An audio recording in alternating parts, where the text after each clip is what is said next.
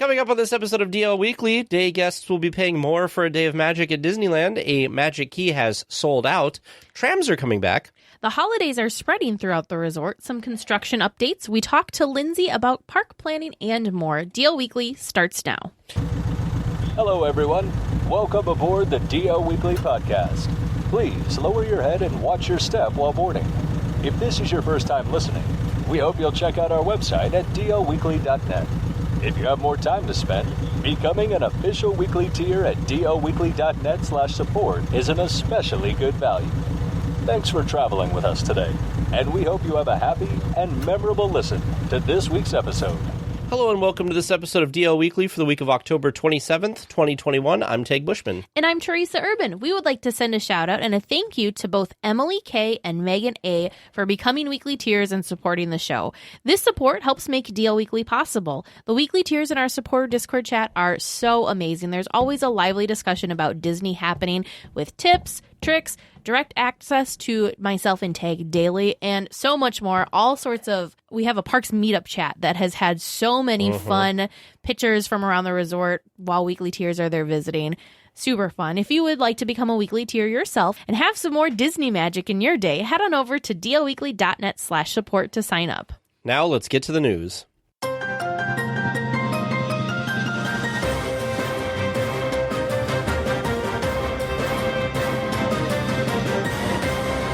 Well, it happened again. The prices to enter Disneyland have increased. The only ticket that has not gone up was the one-day, one-park Tier 1 ticket, which remains at $104. All other tickets have gone up $5 for the one-day, one-park Tier 2 ticket to $25 for the Park Hopper tickets. Parking has also increased from $25 to $30 for theme park standard parking and $15 increases for hotel self-park, oversized, and valet parking. Also of note, the Dream Key, which is the highest level magic key, has also halted sales for now.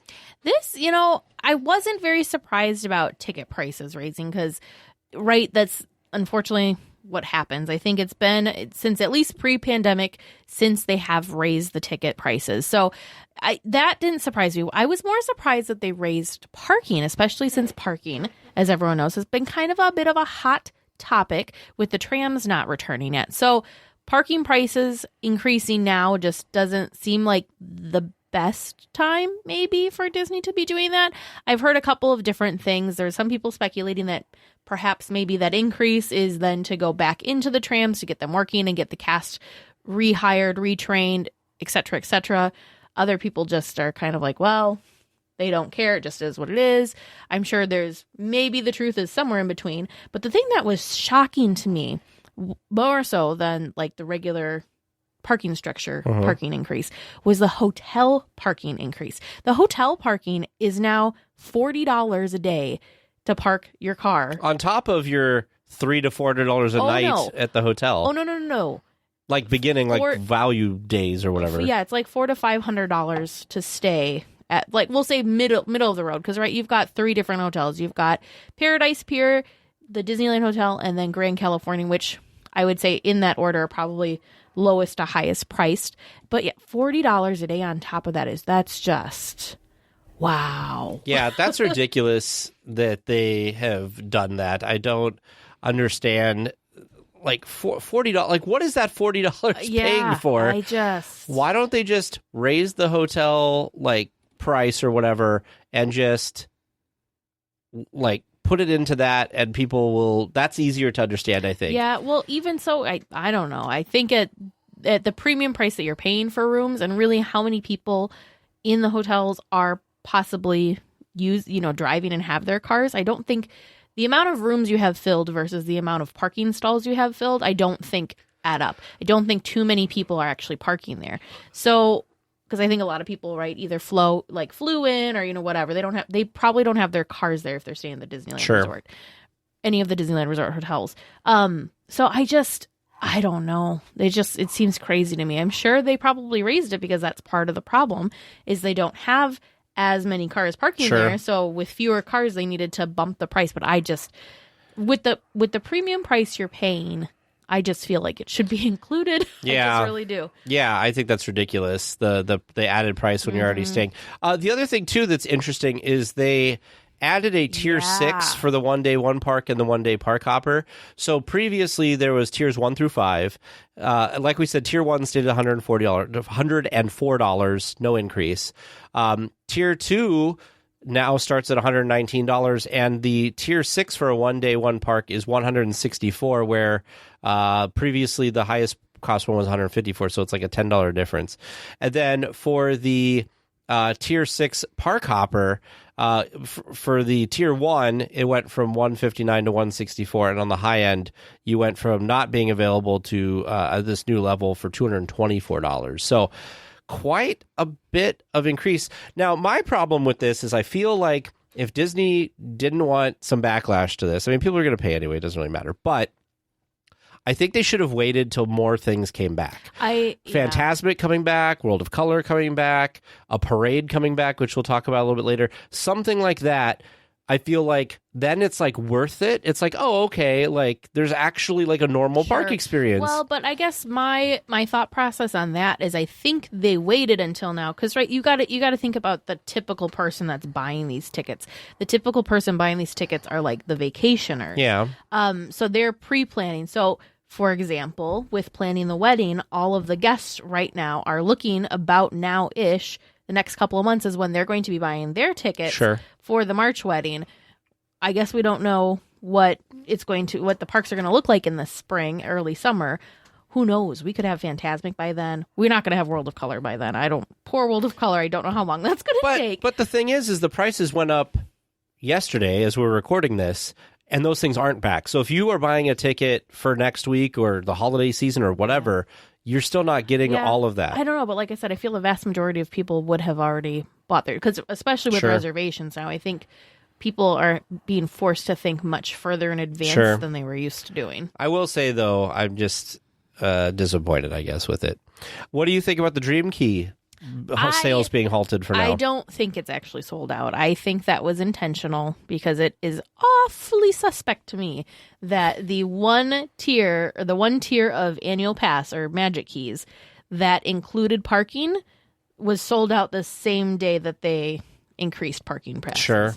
Because really, a lot of people that say maybe have the Believe or the Enchant keys that were getting discounts on their parking, this may have been enough for them to say, you know what, I'm just going to pay the extra because overall it's going to be worthwhile for me to not have to pay, I'm going to save money if I pay extra up front than if I pay parking each time.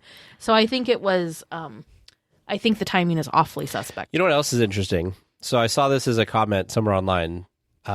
The reason that people are guessing that they raised the price from 25 to 30 is the Believe and Enchant key. No, sorry, the Believe key. Mm-hmm.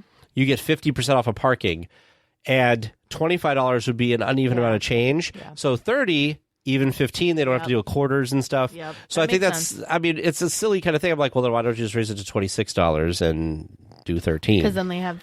How do I want to say this? Because then you've got ones, so it's easier. Oh, you're saying that they just have like 5s and like 20s or something? Yeah, like it's how do I want to say it?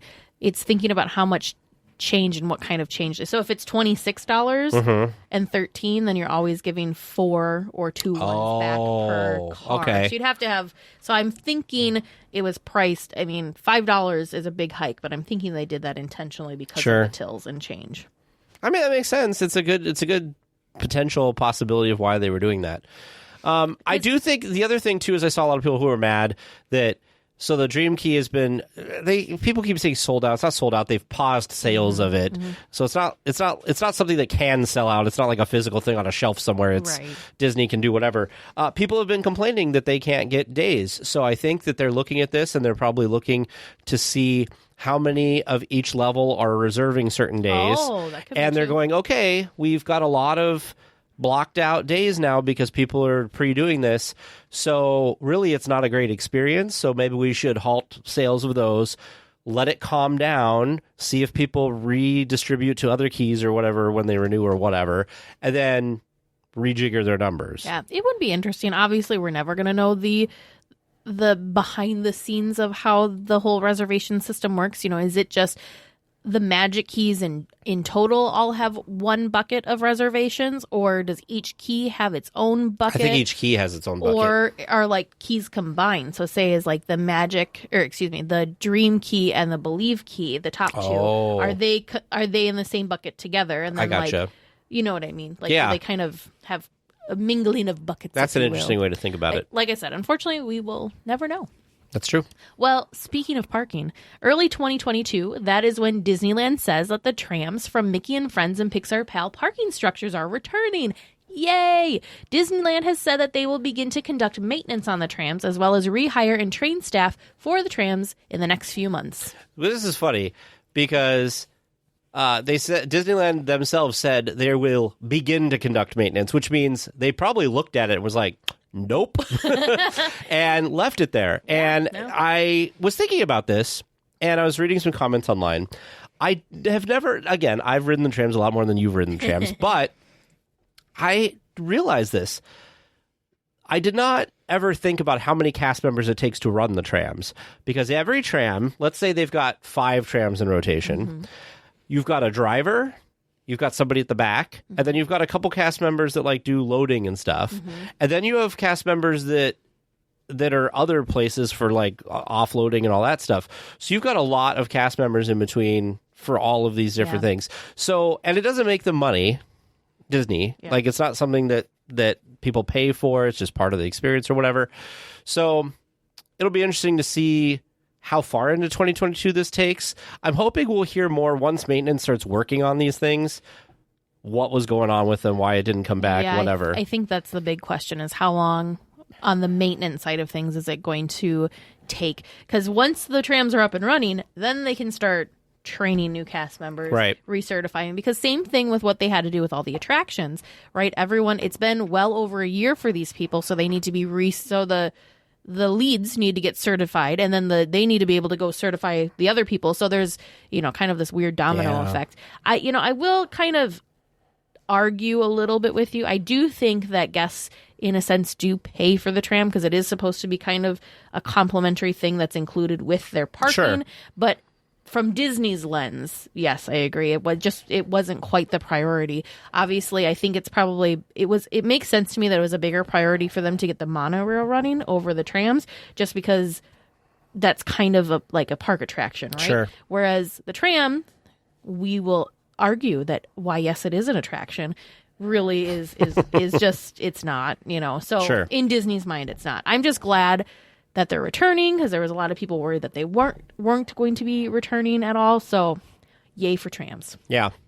Oh Lord, Teresa, I apologize in advance. I've got some opinions. Off a happy subject with the trams. You love the trams. I do love the trams, but here we go, guys. Buckle in. The Disney Parks TikTok accounts teased the return of an old favorite, likely coming back to Disneyland sometime in the future. The Main Street Electrical Parade has been taken out once again from storage and looks to be making a return. So it was interesting because we had a bit of a small roller coaster in the chat, because all of a sudden someone's like, well, oh, that was you. Well, maybe it would make sense if it was returning, sure, but going to Walt Disney World, because Walt Disney World turned 50. The Main Street Electrical Parade will also be celebrating the same anniversary soon. Why not? Makes perfect sense. Well, then we kind of watched closer to the TikTok video and then actually read the captions posted by the Disney Parks account. Hashtag Disneyland. All signs point to Disneyland, because there's a truck that has Disneyland on it that's pulling into the warehouse. And then, they actually said I can't remember. Oh, hashtag to be continued, hashtag Disney, hashtag Disney Parks, hashtag Disneyland. So for sure, the Main Street Electrical Parade will be returning to the Disneyland Resort sometime in the future. I have mixed feelings. I do really love the Electrical Parade, but I agree with the rabbit hole tag will be going down. I do agree that there are other parades. I know you're going to say Paint the Night, but what happened to Magic Happens? That poor parade. I keep forgetting about Magic Happens. I know, because I was only there for 2 months. 2 months. It was there like 2 weeks. Oh, yeah. Okay. Yeah, I don't know. It's just sad.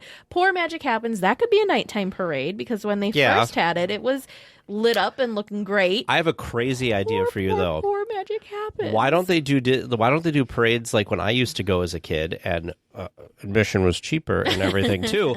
And Do they still have the ticket books? Why don't they have a daytime parade and a nighttime parade? We'll get there eventually. However, someone in the chat had a wonderful suggestion, and hopefully we can get this suggestion to somebody that can do something about it. Why not bring back Magic Happens and Paint the Night? Have a nighttime parade in Disneyland. What'd I say? Magic Happens. Why not bring back the Main Street Electrical Parade as well as Paint the Night and have one in each park? So you have a nighttime parade in Disneyland. That would be, of course, Main Street Electrical Parade. And then have Paint the Night over in DCA. I think that'd be fantastic. But we're not in charge. Yeah. I will say I am excited before you get down on your... Well, maybe I'm just going to do a small soapbox this time. So here's what I'm going to say. I'm with Teresa. I do enjoy the electrical parade. I don't have anything against the electrical parade. The argument that I have about the electrical parade, first of all, I'm still a little upset, and I think there is a group of people out there that are upset about this, that back in 1996, they said glowing away forever. Apparently that doesn't mean... forever like everybody else does. So that was the first thing. Then they got around that because they brought it back to DCA when DCA was struggling in the early 2000s. But they were like, well, it's not at Disneyland, so it did glow away from Disneyland. And then it went to Disney World for a while. Then it went down Broadway for the Hercules thing. And then I think it went overseas for a time. And then it came back to Disneyland and DCA again. And then back to Disneyland, I think, again. This is just the parade. It's almost at the level of the Christmas Fantasy Parade for me. It's like, it's been done to death. It has been here forever. I do like it, but let it go. Like, let it go off into retirement. You have other parades. You have Magic Happens. You have Paint the Night. You have other things. You could put anything. It just drives me crazy because... The reasoning for Paint the Night that I keep seeing online is that they need to do some work with like the costumes and stuff because it's hard on the performers' bodies. I'm totally okay with that. Disney, you're charging a bunch of money extra now. Fix the dang costumes. Bring back Paint the Night. Paint the Night is the successor to the Electrical Parade. Why would you not bring back something newer to bring back something older? That one. Second, what happened to Magic Happens? Really? Like, it was 2 weeks. They spent all this time and money on these new floats and everything that they heavily promoted, and it hasn't come back yet. So, at least bring back Magic Happens because there wasn't a costume problem. They shouldn't have a problem. They should be able to train people just as easily as they could train for the Electrical Parade. That's what they should do. Well, the one thing I will say to end on a happier note, now that Tag is off his soapbox, is that I'm just happy, honestly, I am just happy that something is coming back. We're going to get like something more than just, we've got the fireworks and the projection shows. Wonderful. We know Poor World of Color is going to that's just a technical problem. Under refurbishment for the foreseeable future. We had the Christmas Fantasy Parade. We're going to get the Christmas Fantasy Parade back. We had the Frightfully Fun Parade back. I'm just happy that we're getting more live entertainment in the parks. Yeah. If I could pick and choose which ones I wanted, would I? Of course I would. However, there is quite a big part of my heart that's quite happy that one of my favorite parades will probably be going when we're there for the wedding in spring. So how about this? That makes my heart How about happy. this? I'll make everybody happy. I am like this, but not with the Electrical Parade. I will be happy if they bring back Remember Dreams Come True from now until the end of time. Yeah. Because I thought it was the best fireworks show they've ever had. So maybe there's people that feel this way like I do about Remember Dreams Come True that feel that way about the Electrical Parade. However, Remember Dreams Come True is like 16 years old. Electrical Parade's turning 50. The thing that's crazy to me is just the fact that they did that marketing campaign that, oh, nope, never coming back. So I think Disney kind of shot themselves in the foot. They just forgot about it now. At this point, they're like, oh, what are you talking about? Don't look A lot of people going to the parks now weren't around or don't remember that. Yeah, for sure. For those of you listening, you now know. Anyway, let's move on. Let's get past the parade. I feel like I've exhausted myself today talking about the parade. Well, in just a couple of weeks, the holiday season will arrive at the resort. And along with it, oh, guess what? We're talking about another parade, the Christmas Fantasy Parade. There was some concern that the parade would be performed for the Christmas party guests only, but that is not the case. The parade will run daily at 3 and 5:30 beginning on November 12th. I am so glad that this isn't just like locked away behind the Christmas party, because I feel like it is, even though it's, again, it's another one of those parades that I feel like needs an update or to be replaced or something. It is a time-honored tradition, I guess, to have this as part of the holiday season.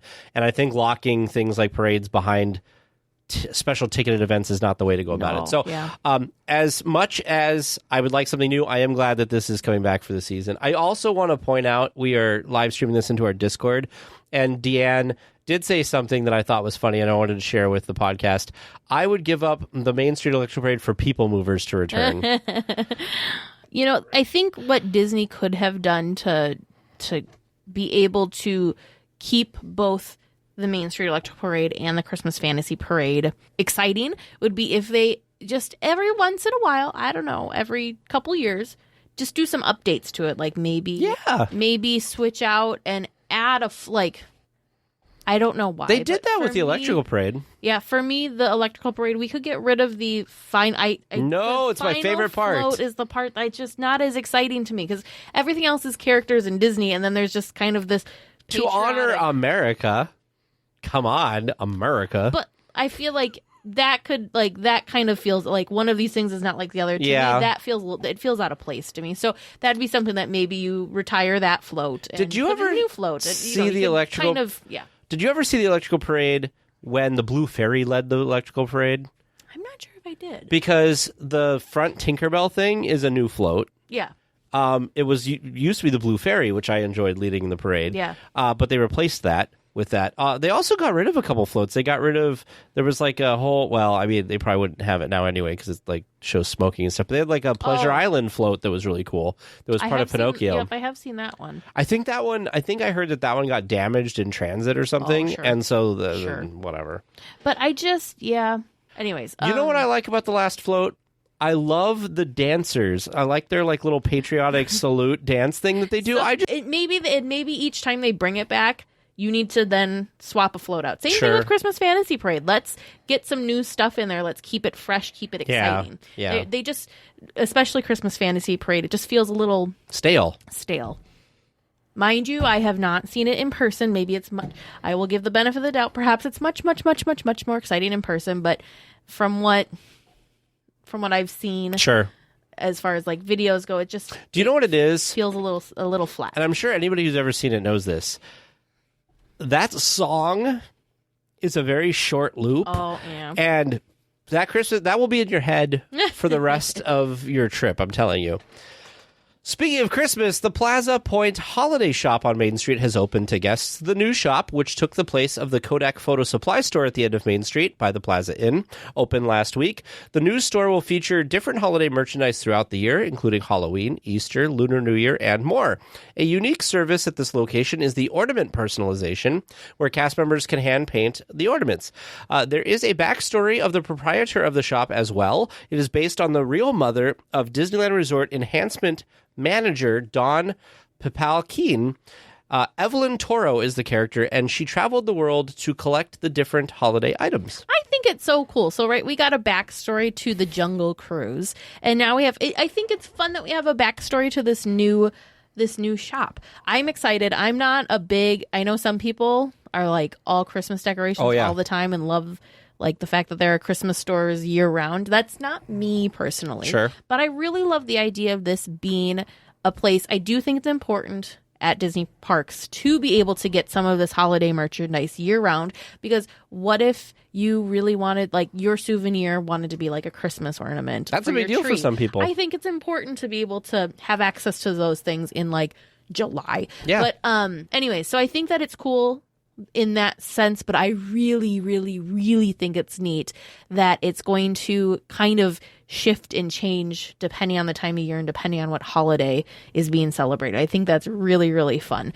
The other thing that's cool is it sounds to me like it's going to be celebrating, of course, like all the big ones, but also ones that maybe people aren't as familiar with. Like, I don't know. Kwanzaa. Yeah, I think that's great because there's not a lot of that representation right now. It's all Christmas, Christmas, Christmas, and people forget that that's not the only thing being celebrated at the end of the year. There's all sorts of other holidays, so I think it's great to kind of get some diversity all up in there and get all sorts of different things represented. I think that's great. We talked about it on last week's episode. There was like a nice hand painted like sign above the door that they got rid of, and I'm not sure why. It's kind of an odd because it was there, it was painted, and then they just painted over it. It was very strange. That made me really sad. I thought that looked great. It did look great. And it was the perfect saying where every day's a holiday. I would love to know why that came down. I don't know either. Do you want to laugh at the most ridiculous online comment that I've seen about this all week or ever probably? So somebody was commenting, why is Disney... like, you're gonna laugh because this is like, this person obviously does not know much about Disney. Apparently, they said, why is Disney trying to bring storylines to retail shops? And everybody in the comments on this thing were like, Disney has a story for everything. Because they're like, like, you're trying to buy something, why does it have to be themed and have a storyline? Not all the other shops have storylines, but like they do. I don't know if maybe it's as obvious to people that there's different stories, and it maybe hasn't been advertised that this is the shop owner's name and this is the shop owner's backstory. I like it though. I think it's cool. One of our favorites, Kim Irvine, was part of this project. Yeah. So I think it looks really great. I'm excited to see it myself next time we go. I'm excited to watch this sounds silly, but I'm really excited to watch the cast members decorating like the ornaments. Oh yeah. Well, think about, I love seeing the artistry of some of the cast members. So, you've got like the silhouette person's really fascinating to watch. The people who do the glass engraving and stuff, really cool to watch too. The people who do like the hats, I know that's really mechanized now through like their sewing system or whatever.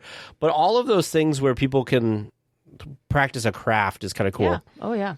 Halloween is just a few days away from when we are recording this episode, so there still might be time to make some Disney Halloween magic at your house. The Disney Parks blog has posted some templates to carve pumpkins with step-by-step instructions, make a Madame Leota crystal ball, learn to draw the Haunted Mansion, and so much more. Head on over to the link in our show notes for all the spooky details and templates. So didn't they did something like this last year, right? During the pandemic that they were kind of offering some of these things.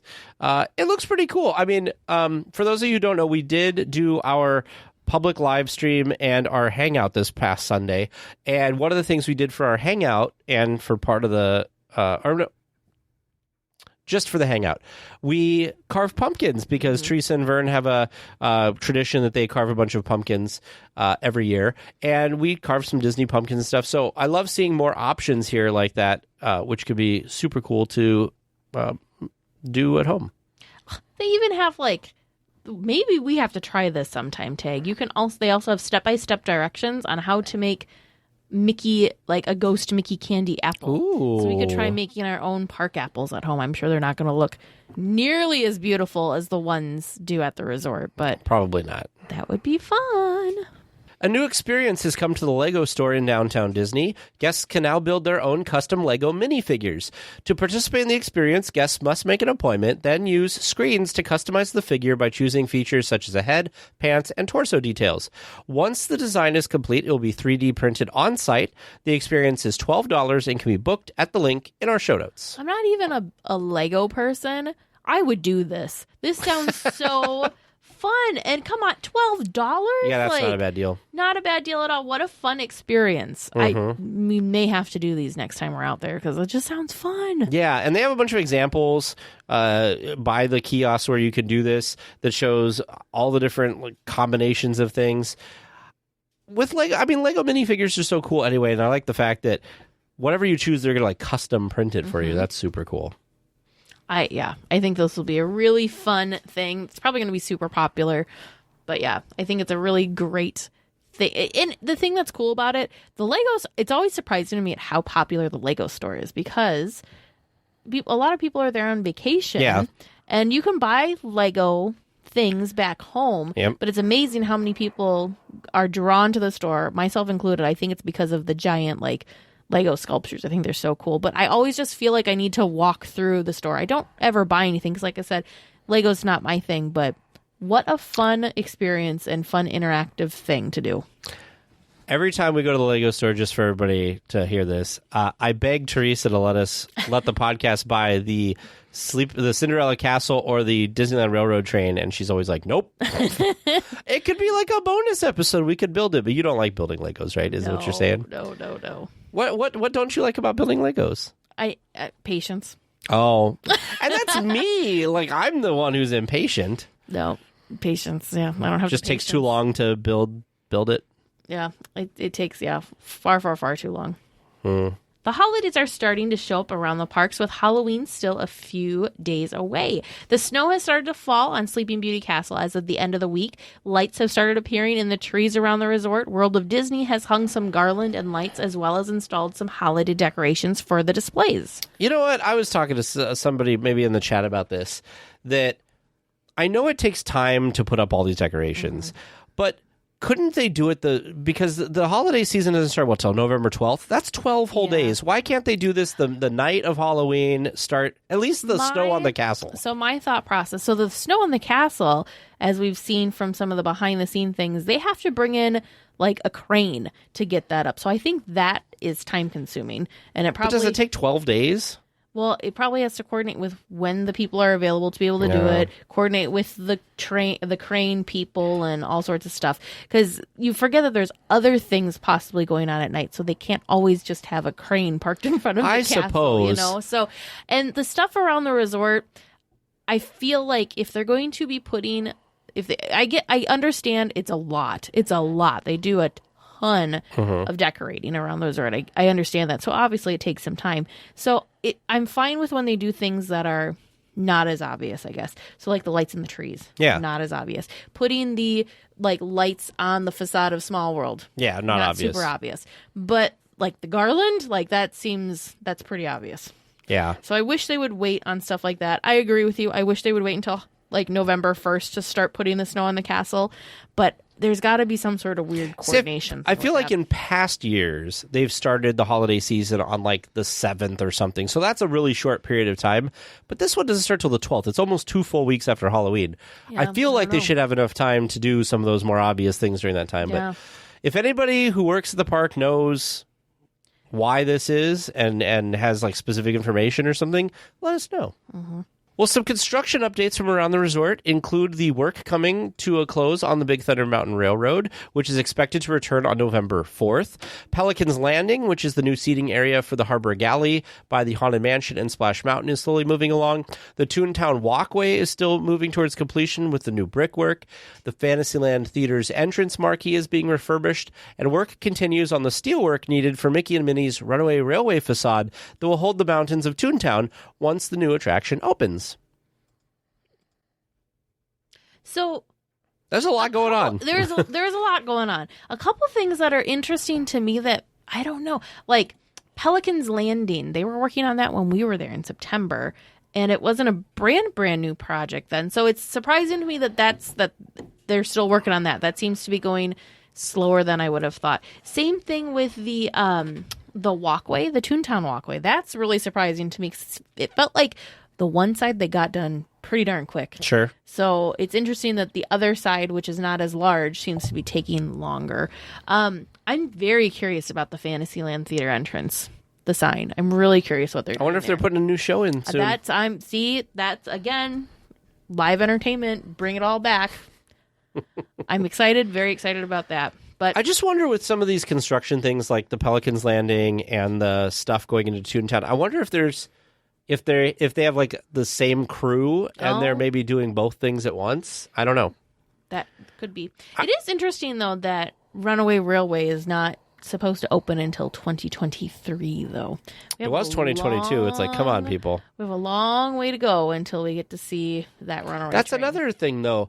The facade work with the gag factory stuff, it doesn't seem like anything's really made progress there in a few weeks either. Yeah, they have put up, you can kind of see where the Toontown like hills are going to go. That part, but I'm saying like the main you can building. see like that's all gone up on the big show building itself.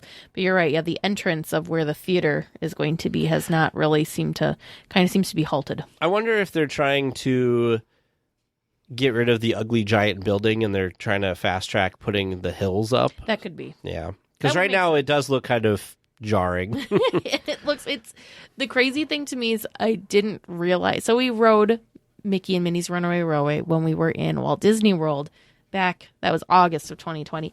And great attraction. Very excited for it to be coming to Disneyland. I think it is more fitting in Disneyland in Toontown. Oh, yeah. So I'm very excited. But the thing that's crazy to me is how big that building is. Like, because it was already covered up, right? Because they put the Runaway Railway inside of an existing attraction. Yeah. So the facade was already up. Like, the building was already disguised. So you just didn't really get a good idea of what you were looking at there. So it's interesting to see the show building naked, like looming over Toontown, because it's just massive. It's massive. And when we were on that ride, I didn't feel like the rooms were really that big. So yeah, I'm curious. Magic.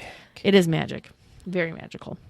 Fans of the Muppet Haunted Mansion special on Disney Plus may want to check out one of the folks' Instagram pages that brought the show to life. Jasper Anderson has worked for Jim Henson's Creature Shop for the last several years and worked on bringing the Muppets to the Haunted Mansion. Jasper shares some behind-the-scenes looks about how it all came together. So this was kind of interesting. His Instagram account, which is linked in our show notes, he does a lot of cool work anyway that's not even necessarily directly related to this special, but it was neat to look at and see some of the work that they did for this. I thought somebody in one of the comments, because he built the hat box for the Hatbox ghost character from the special, and I thought somebody in one of the comments were going to ask about dude's teeth, but no. They should have. I mean, it wasn't that he had anything to do with that, but they should have asked about the teeth, why Fozzie Bear had teeth. I think this is just fun. The thing that's cool about these is a lot of the stuff that he worked on, I may not, how do I want to say this? A lot of the things he worked on was a lot of the details that most people may have missed. Yeah. And so I think it's really cool to be seeing the up-close photos of these props and of these different things. The one I'm looking at right now is the doors to the mansion, and the little squiggly, they almost look like little snakes. Did I notice them in the film? Sure. And even the carvings on the doors. Did I notice them when I watched? Yes, of course I noticed them, but I did not get to see this type of, up closeness and detail on them. So I think it's really cool, really, really cool that they were able to share these images and all these little details with everyone. Because this, I don't know if I noticed, for example, in the stretching room, the candelabras. I don't know if I noticed that they're Muppets. That they were Muppets. I think I kind of knew they were Muppets, but I don't know if I knew they looked exactly like that kind of thing. Does that make sense? Yeah. No, anytime they do anything Muppets, it seems like there is a huge amount of work that goes into it, because everything that would be human or monster-like, they turn into Muppets. That's the thing that's incredibly impressive to me about these things. Okay, for example, I'm embarrassed. I didn't even realize this. 924, the address placard. Did you notice that there was a Muppet at the top of the address placard? I didn't. Do you know what 924 is? Yeah, it's Jim Henson's birthday. I did not know that until I read this post. Yep, I did know that. Yeah.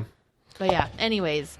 Super cool. Super cool. Definitely go check it out on Instagram. You don't even you don't have to have an Instagram account to look at the page. So for those of you who maybe don't have an Instagram account or whatever, you can still look at some cool stuff. Well, with some of the negative press that Disney has been getting recently, from the reservation system to rising ticket prices to sold-out Magic Keys to moving Imagineers to Florida and more, some former Imagineers have been passing around a petition to fire Disney CEO Bob Chapek. As of the time of this recording, the petition has 23,695 signatures. A reminder to our listeners that a petition is not enough to actually fire Chapek, but it does show how unhappy people are with his performance. For those interested, the link to the petition is in the show notes. I kind of have, this makes me a little bit sad. How do I want to even start this? So I agree. I don't I'm not loving everything that Chapek has been doing. Like, by no means am I on the like yay for Chapek fan bus. I'm not there at all. But it just makes me kind of sad because I feel like he's kind of had this really terrible uphill battle his entire time as acting CEO. Tag and I were kind of talking about, you know, how Iger retired like right as stuff was kind of hitting the fan, and then here's poor Chapek running around trying to pick up the pieces. So I don't think he's had it easy. So I think that's why I'm sad. I also kind of realized that every time, you know, Disney is really near and dear to our hearts. So we take this stuff very seriously, and we take it personally too in instances, and we're very passionate about the parks, about the brand. So if anybody's not going exactly the way, like, it takes a while for us to trust somebody with this because it's very, very near and dear to our hearts.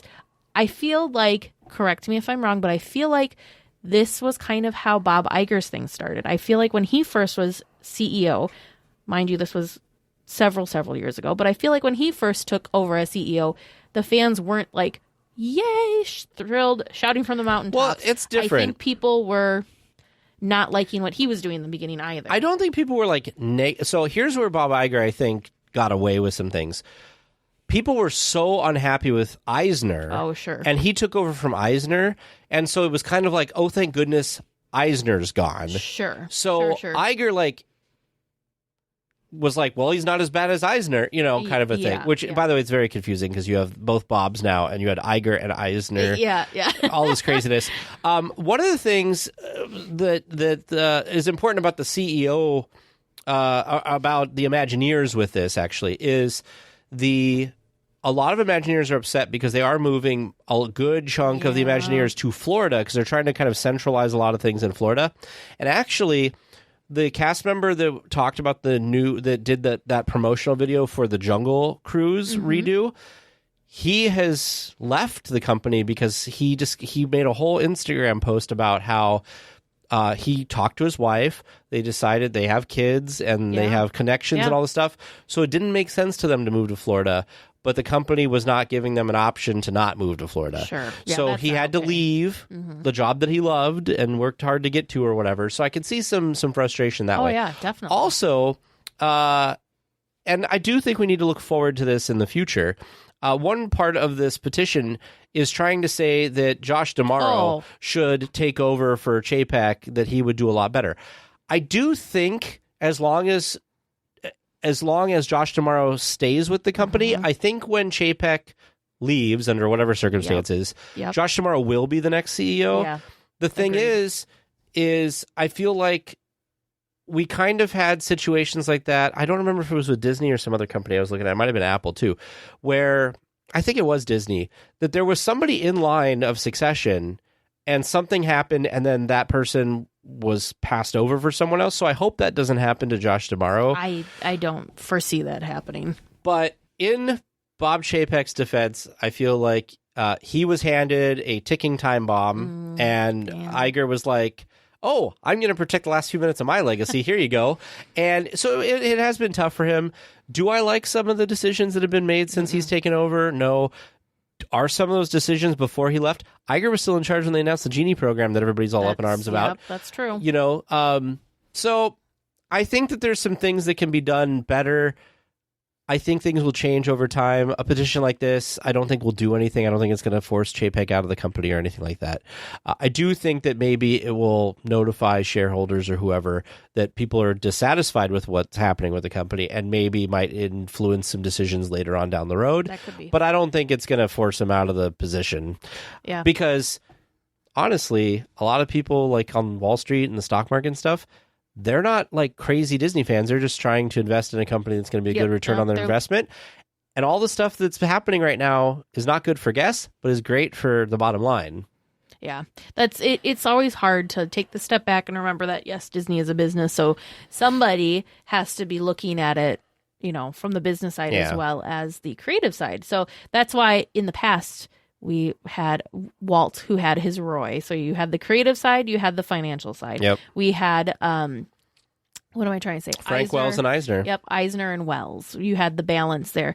in more recent years, I don't feel like we have quite the balance. We may be getting it, depending. I feel like Josh tomorrow is kind of more of the Walt, kind of more of the Eisner, kind of the more of the like hands-on personality. He gets Disney from a guest perspective. Yeah.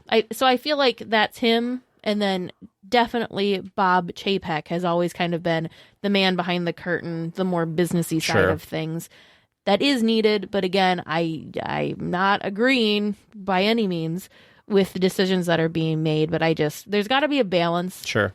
And we haven't quite found that yet. I think it would be really smart for Bob Chapek to make Josh D'Amaro the kind of face of the company. Oh, yeah. And have him be out there like Michael Eisner was, and like Walt was, of like being that face that people can connect with and put a human thing to this corporation that is now massive. I feel like D'Amaro's kind of doing that because I feel like he's very out there. I mean, remember during the pandemic? I mean, he's been at the parks, when they were having to be, letting people go. He was there talking with cast members and checking in with cast members, making sure that they were okay. He was very present during the hard times when everything was shut down and when they were having to make those really tough decisions.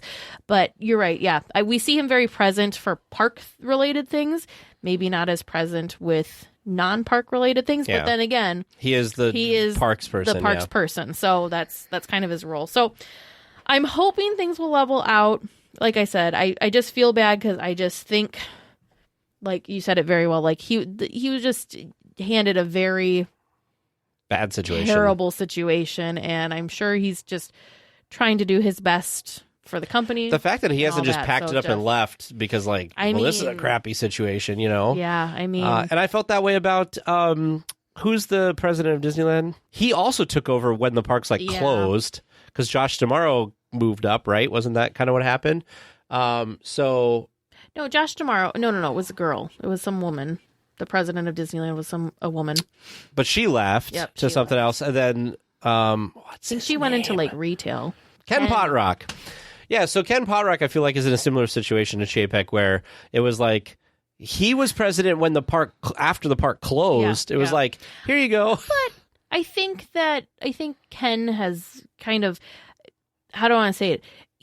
Being the CEO, I think you get blamed for everything. Whereas, I mean, it kind of is your responsibility. Nobody's looking at Ken Potrock saying, "Why are you increasing the prices of the Disneyland tickets?" They're looking at or even Josh D'Amaro. Yeah, they're head of parks. We always blame the person on the top for these kinds of things. So who knows who's making the actual? Who knows who all is part of these decisions? But for sure, everyone's pointing the blame at one person. So I just feel a little bad. To end it out, I just want to say, I know it seems like to some people we're in dark times, or we're entering dark times right now for the company, and especially at Disneyland with all these things happening at once and prices going up and getting less and charging more and all this stuff. But I look at it, we've gone through these cycles with Disneyland before. We had the late 90s when Paul Pressler was making everything merchandise and they weren't maintaining the park at all. Then we got Matt Ouimet, who kind of turned things around. And so every time we go into one of these, we come out and it ends up being better. Exactly. So for all the people who are upset with Disney and upset with Disneyland and everything that's happening right now, I think if we just are patient and wait, it'll come back around just like it always does. And especially with Bob Chapek, he's already he's not old, but he's up there in age. He's not going to stick around forever. He's going to retire at some point.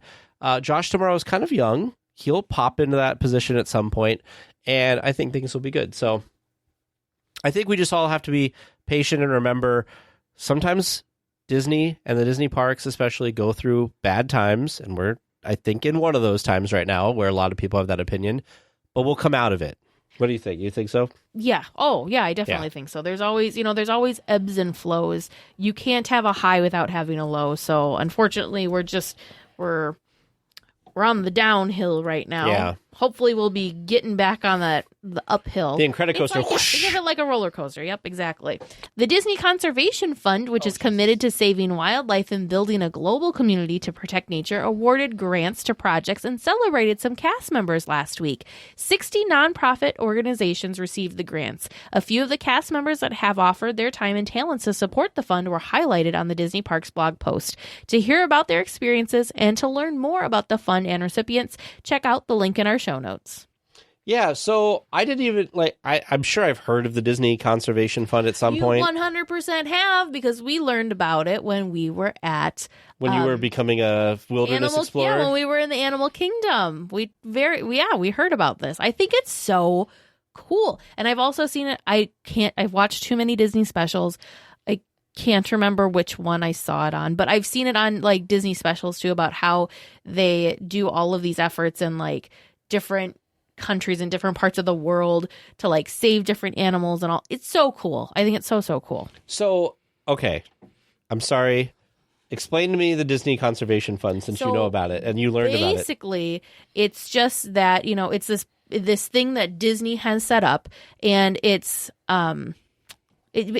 basically, I think it started with Animal Kingdom. Now, don't quote me, I'm not the expert on this. Mm-hmm. That Wilderness Explorer badge was quite a while ago. But anyways, I think it started with the Animal Kingdom and how important it was to, like, make sure, yes, we need to take care of our animals here at Disney World, but we need to take care of the animals, on our planet as well. And so they kind of created this, and I think it's great. Oh, nope, actually it looks like it started prior, about the time that they were working on Animal Kingdom. Yeah, because the Animal Kingdom opened.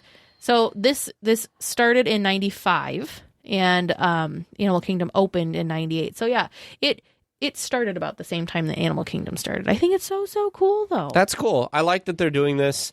Obviously, the Walt Disney Company is large enough that they can do a lot of different things, and the fact that they use some of the funding and stuff that they have to be able to offer grants and stuff to these things, wonderful. I'm so glad. And the fact that cast members are involved too, and they recognize those cast members. Well, and the other thing that's cool too is not only is this, stuff that they're focused on outside of the Disney parks, but a lot of the stuff, and we learned about this when we became wilderness explorers. You became a wilderness explorer. Was when is stuff that they're doing at the parks to do, like, to make things better and have less of an impact with the parks. The most basic and most simple thing that they started was with paper straws. The first ever paper straw that I know existed in a Disney place was in Animal Kingdom. When Animal Kingdom first opened, they did not have plastic. They don't do lids. Straws. They still don't do lids. Yep, they had paper straws. However, I will say their paper straws were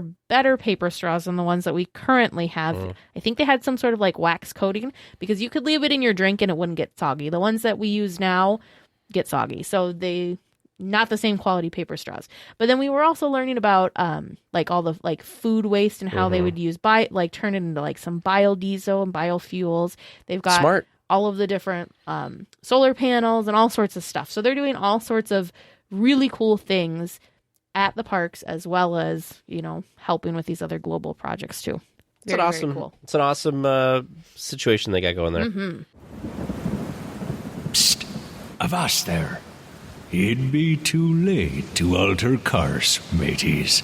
And there be trivia questions lurking in every cove, waiting to be answered. Listen close and keep your ready Disney knowledge handy. That be the best way to answer correctly. And mark well me words, mateys. Dead men tell no tales. You come seeking questions and long-lost Disney information, eh? Sure, you come to the proper place, but keep a weather eye open, mates, and hold on tight, with both hands, if you please. There be squalls ahead, and James and Vern waiting for them what don't answer correctly.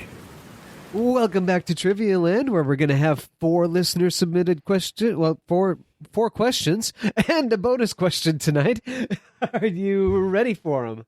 As ready as I think we usually are. Okay, excellent. I had to correct myself there because they're not all listener submitted. That'll make more sense in a second. Okay. So, your first question, submitted by listener Matthew J. How many ride vehicles does the Astro Orbiter have? Oh my gosh, that's a great question. How many ride vehicles does the Astro? I'm trying to envision it. I don't know why, but 24 is my random gut. I want to say like 9 or 12, but I'm gonna say 12. 12. So you're doing half of what I thought. I said 24. I don't think there's 24. I don't know. That's my random gut instinct is 24. Okay. 12 and 24. Okay. One Disney Channel original movie was released on the anniversary of the park's opening, although several years later. Which movie was that? Oh, this is from producer James. Producer James. Do we get multiple choice for this? How many years after? Yeah. I mean, you got to give us some clue 11. on this. I need the math. Also, this is not, I mean, it's very, very, very, like the distant 38 years later. 38? whatever Yes. cousin of like it being a Disneyland. Park opened in 55. Yes. Okay, yeah, 38. 38 years later. Okay, hold on. I got to calculate this. 55 plus 38. 1993. 93. What Disney Channel original movies were around Is in it 93? Halloween themed? Well, why would it be Halloween themed if it was on July 17th? Oh, Hocus Pocus. Scream. We saw a trailer for Scream, the new Scream movie. It's Yeah. coming out in January. I'm like, really? 1993 Disney Channel original movie. I don't remember any from that. I don't know. I remember Brink, but I think that was like 96, 97.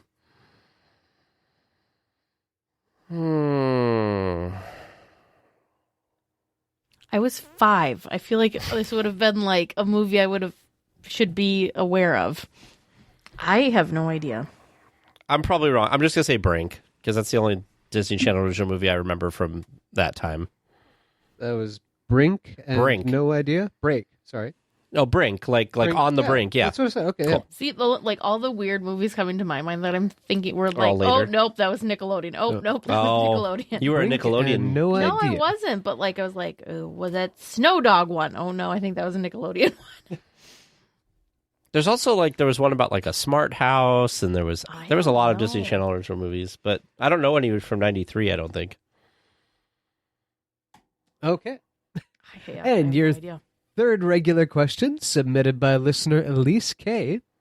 What attraction used to be located near the exit of Pirates of the Caribbean, and what kinds of diversions did it feature? Is she talking about the Pirate Arcade? Oh, yeah, it's probably the Pirate Arcade. That's what I'm gonna say. Pirate And Arcade. and what type of, what was the second part? What kinds of diversions did it feature? Oh, Games. arcade games, yeah. Mm-hmm. The Pirate Arcade that featured arcade games. Okay. Final answer? Yeah. Alrighty. And your fourth and final regular question, submitted by listener Whitney N. What techniques did X and Buddy do to add an otherworldly effect to the Grim Grinning Ghost score in the Graveyard Showstopper?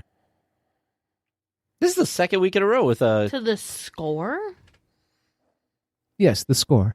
Ooh, I don't know what it's called, but it's a certain type of instrument. It's that one's like, ooh, what the heck is that? It's I don't know, like I some feel- sort of electric, like, harp type thing or something.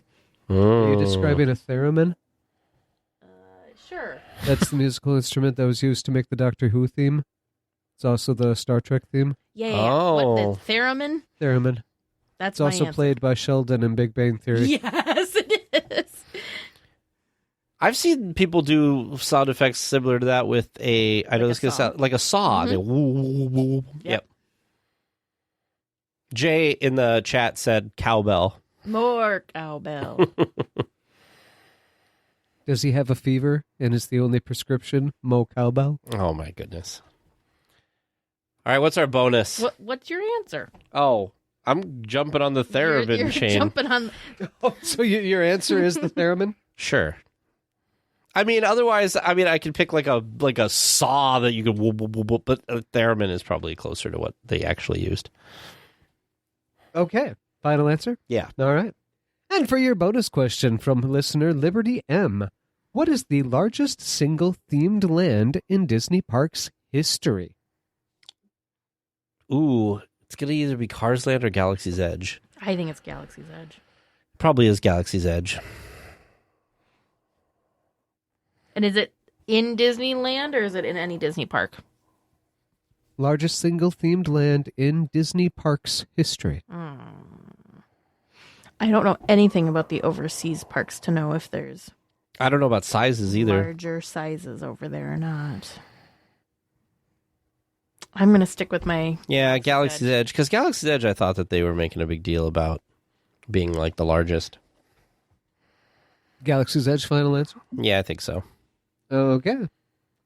Well, listeners, did you get the right answers listening at home? Do you think Tag and Teresa got the right answers? Stick around until after the discussion topic, and we'll all find out together. Well, this week for our discussion topic, we are having on another one of our friends from over at ConciEAR, and we have not had her on before, but she has a bunch of awesome information on her social media, and if you book a trip through her, she's got all of these great guides and stuff that we're going to talk about here in a little bit.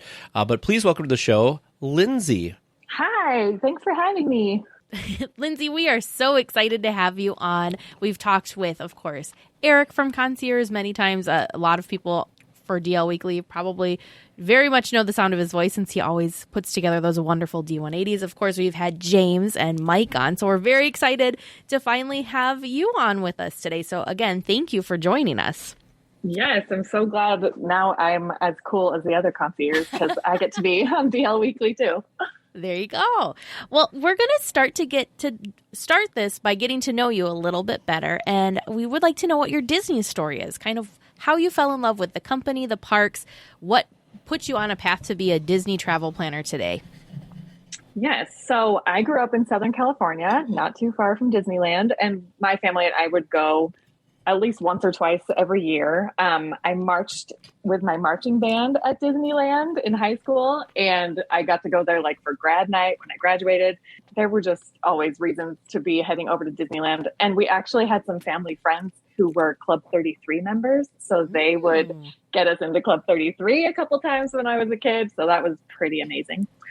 Wow. And then after I got married and my husband and I moved to Seattle for his job, my family was still in California though. So we would, come down and visit. And growing up, my family's tradition was to take kids for their first time to Disneyland right before they turned 3, because as you know, you're a guest of Mickey until then, so you're free.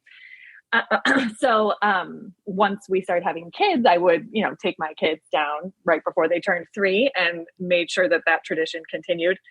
And then as my kids got older, we just tried to make it a priority to head down to Disneyland like once a year. And I noticed a lot of my friends in Washington started asking me for Disney advice because a lot of them were planning their first trips ever. They'd never been with kids before. So they started asking me to kind of like give them all my tips and tricks. So I started putting together like these guides where I would just, list out the rides that I thought were best for their kids. And like, these are my favorite places to eat. And this is what you should do. Everybody loved it. So I had a blog. I have 3 boys. I am a boy mom. So my blog is all about like, raising boys. So I started a little shop on my blog and I started selling these guides just online. It was just sort of like a fun hobby.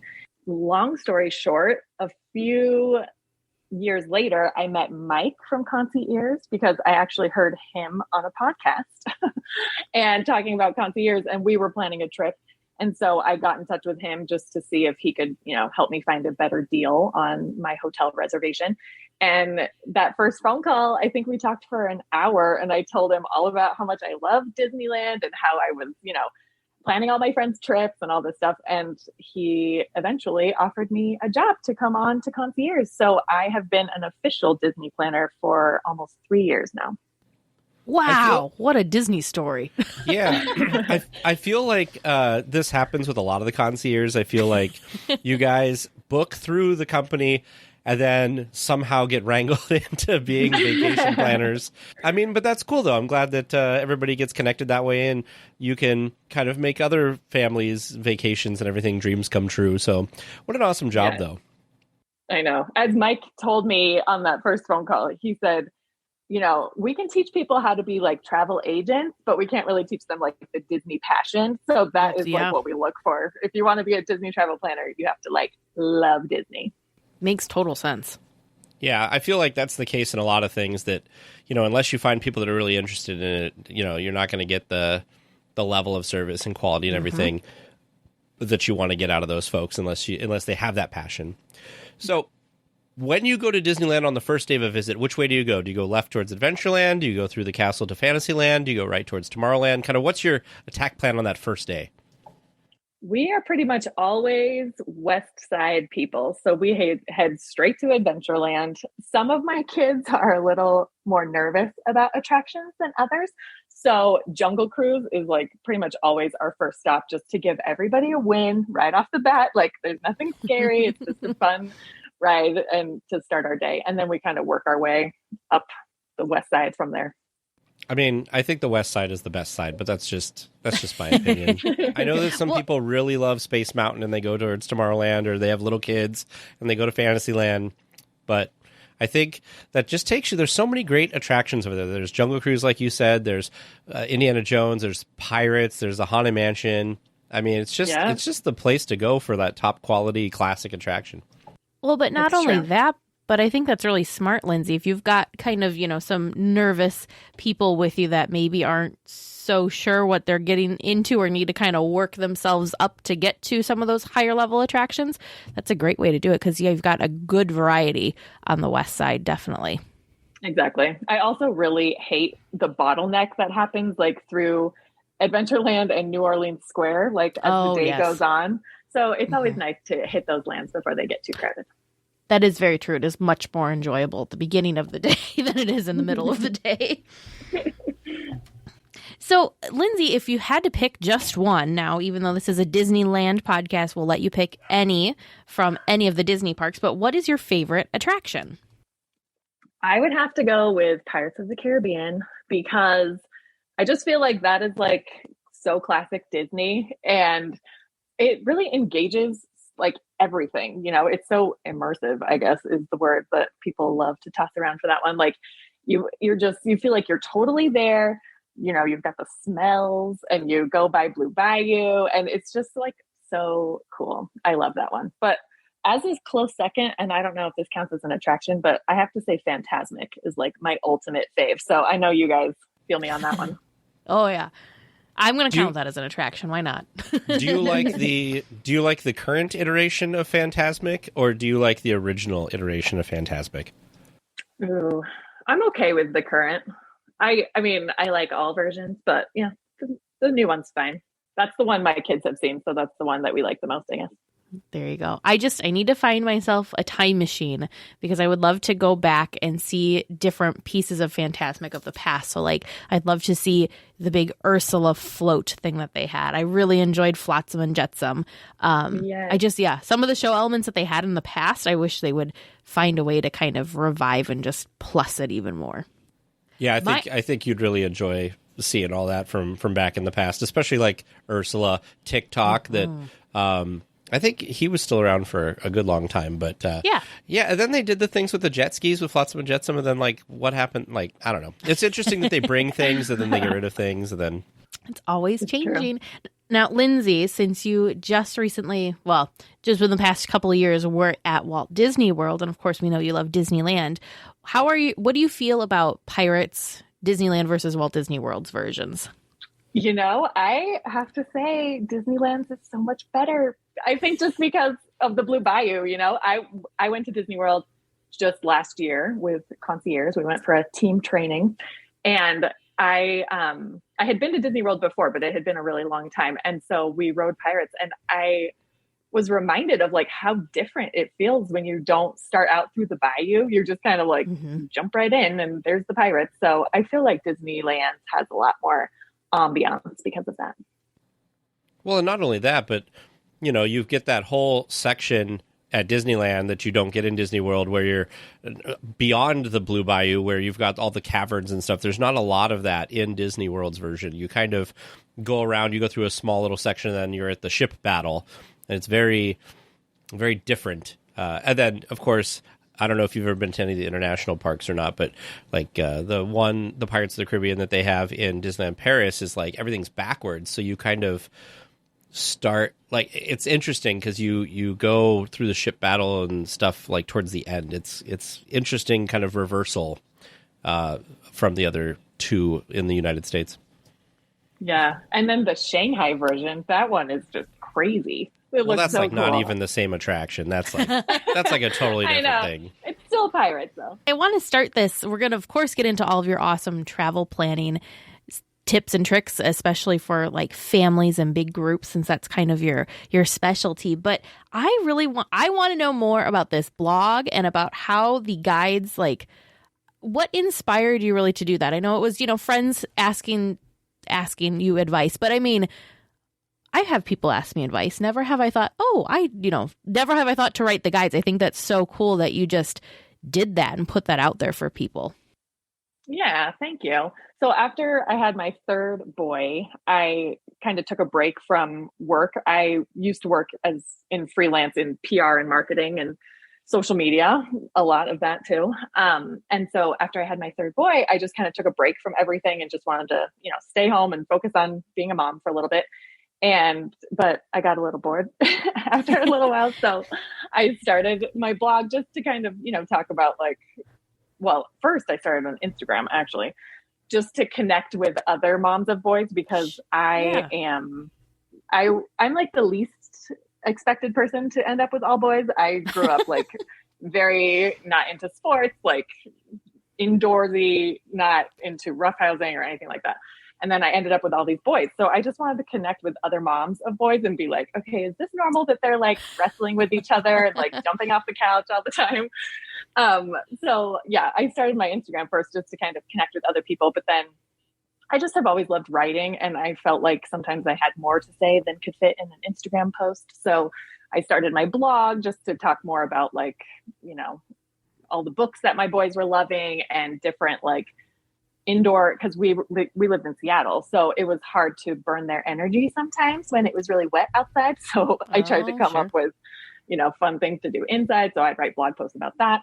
So anyway, I just had the blog going already, and I thought, hey, I have like all of these tips. I just want to like unload my brain on all my friends. So I just figured out I could write it all out and then share it with them. And then they all started saying like, hey, these are like really helpful. You should give these to anybody. So I'm like, all right, well, I'll put them on my blog. And then that's amazing. People started buying them. So it was great.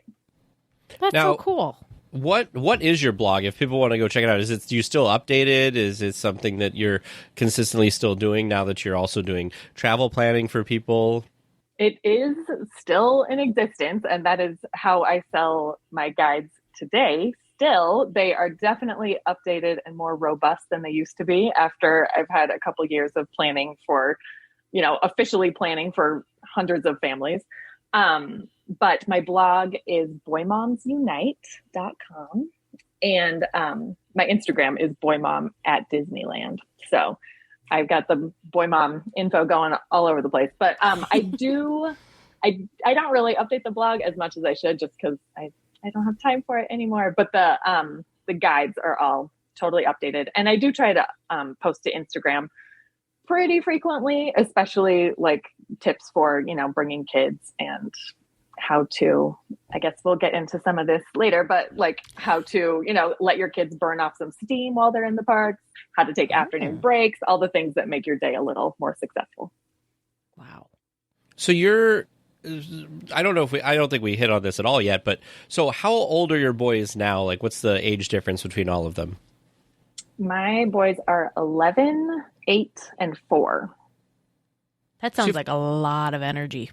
Yeah. It is. And it's funny because, with my first two, their first trips were like right before they turned 3, like I said. And then, we'd go like maybe once a year after that. But as, I guess my Disney obsession has like reared its head again over the past, 6 years or so, even, before I was with ConciEAR. we were just finding ourselves going to the parks more and more often. And my husband had a work thing like in Anaheim, the month after my youngest boy was born. So our tradition is to take them when they're a little older and, they sort of recognize characters and all that. But his first trip was when he was 7 weeks old, because I guess that's what happens when you're the third kid and you just get dragged around with the older brothers. But I mean, if you're going to be in Anaheim, you kind of have to go to Disneyland. So, I mean, you couldn't not go to Disneyland. Exactly. And I have to say, like, I was a little nervous to take him just because he was so little, but it was a piece of cake because he was still like so sleepy and cuddly. So I just wore him in a wrap the whole day and it was great. So with, having such different experiences and different ages that you've traveled to the parks with your family with, what is it like to be there with a 7-week-old versus now, 11-year-olds? How has your park planning and park attack changed throughout the years? When they were little, I felt like I definitely had to like plan a lot more details, like knowing where the baby care centers are and, packing snacks and figuring out the stroller situation and all of that. But as my boys have gotten older, I'm like just on the edge of being able to, be free at the park. No strollers, don't have to worry about diapers. Like my kids won't melt down quite as quickly if, they're hungry or they have to wait in a long line. So we are definitely evolving, and it's a lot. It's so fun taking kids at any age. I think I have such good memories of them when they were little, like running to Pluto, so excited to see him. But now that they're a little older, it's just fun in different ways because now they, want to try the fast rides, and since we go a lot, they are learning their way around the park. So they've got their favorite things that they have to do, and it's just a lot of fun. How cute. Yeah, I can't even imagine trying to go to the parks with that kind of spread of ages because, between 4 and 11, you're going to get so many different things that they like to do. Yes, it's true. Yeah, so how do you kind of balance that during your park days? Well, one of my favorite tips that I share with all of my clients too is when you're thinking about your Disney trip, let every person in your family choose like their must-do thing, and whether it's, a ride or a snack or a show, and then just kind of plan your day around that, because I feel like that does a couple things. It gives everybody the chance to feel like they did their special thing, whatever they were most looking forward to, they got it.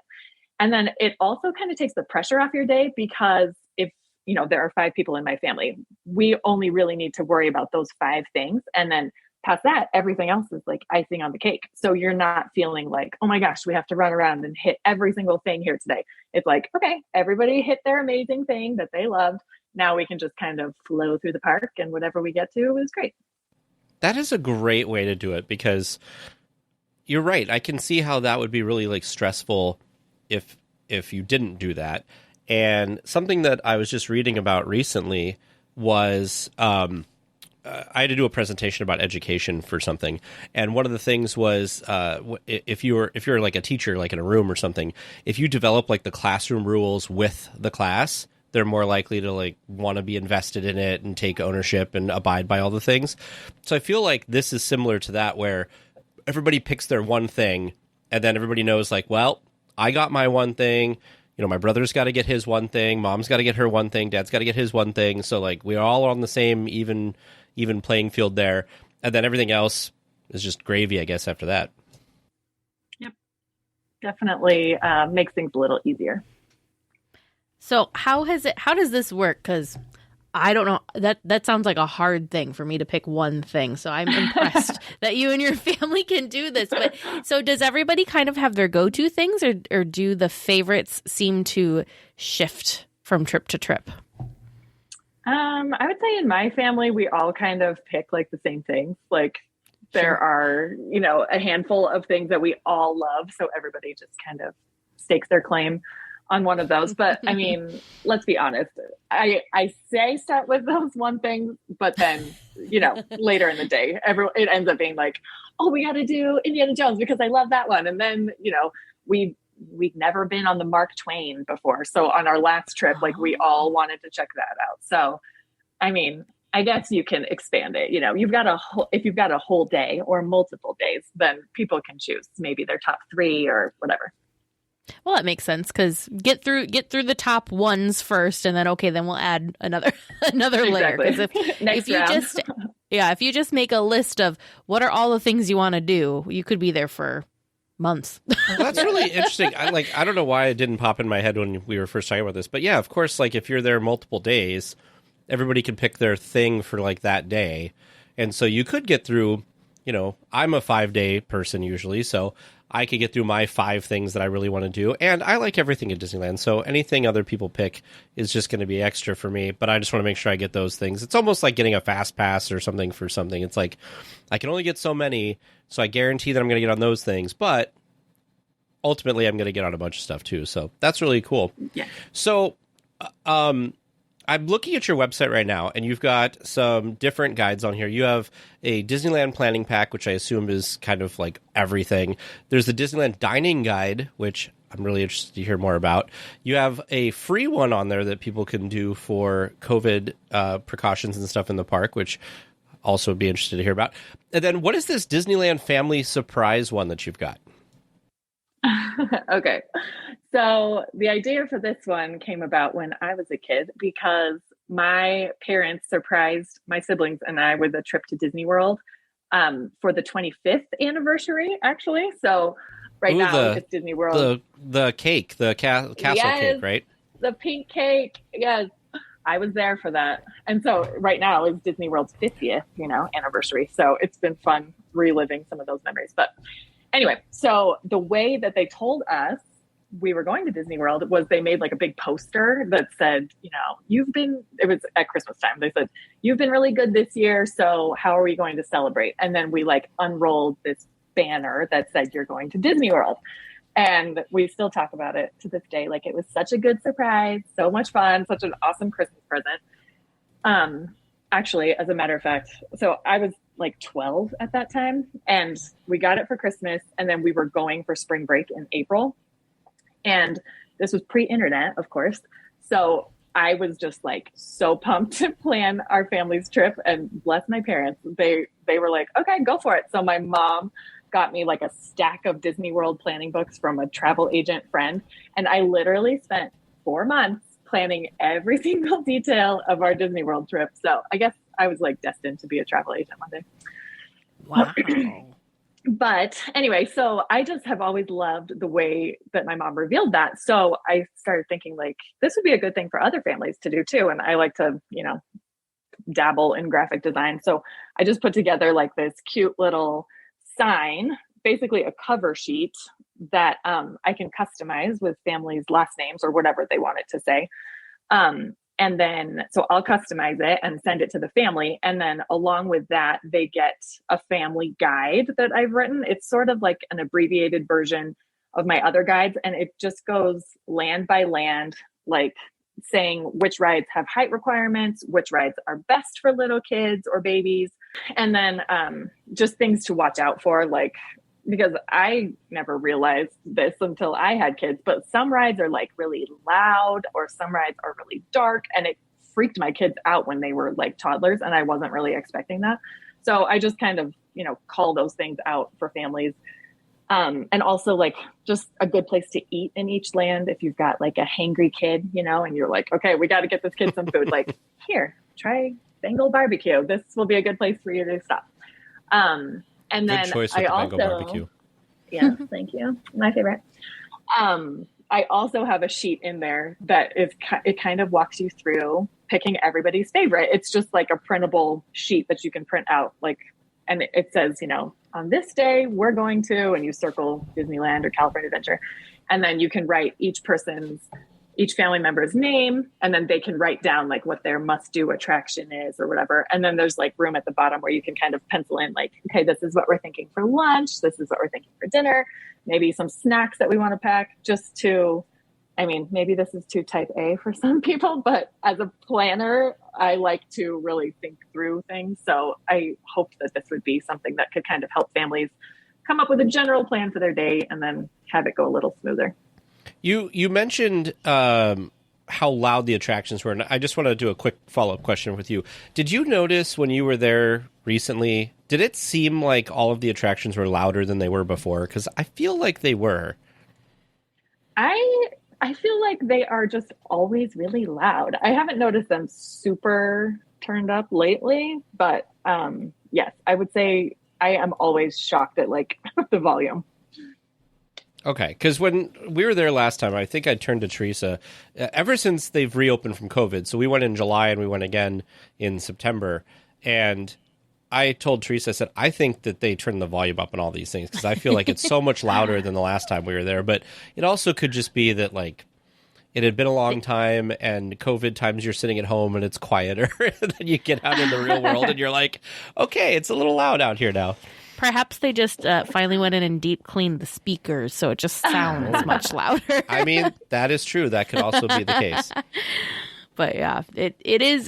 That's how you get immersed. That's a very good way to immerse you, is to like block out all the other sounds, and that's all you can hear is the attraction sound. I just get worried because I feel like I'm pretty hard of hearing anyway, and if I think it's loud, how are people that I perceive to have good hearing, how are they going through these things and not becoming deaf? Yes, or kids who are sensitive to things like that. So that too, definitely.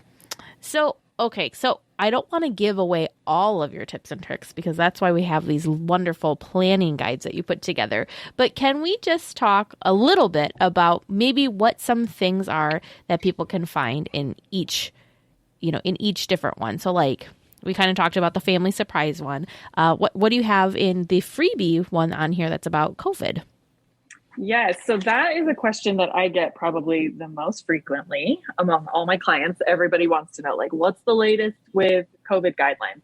Mm-hmm. So I just put together like a easy one sheet that just sort of outlines, exactly what to expect, like that you have to make park reservations now, and they're not spacing you out in the lines anymore, but you do have to wear masks currently indoors.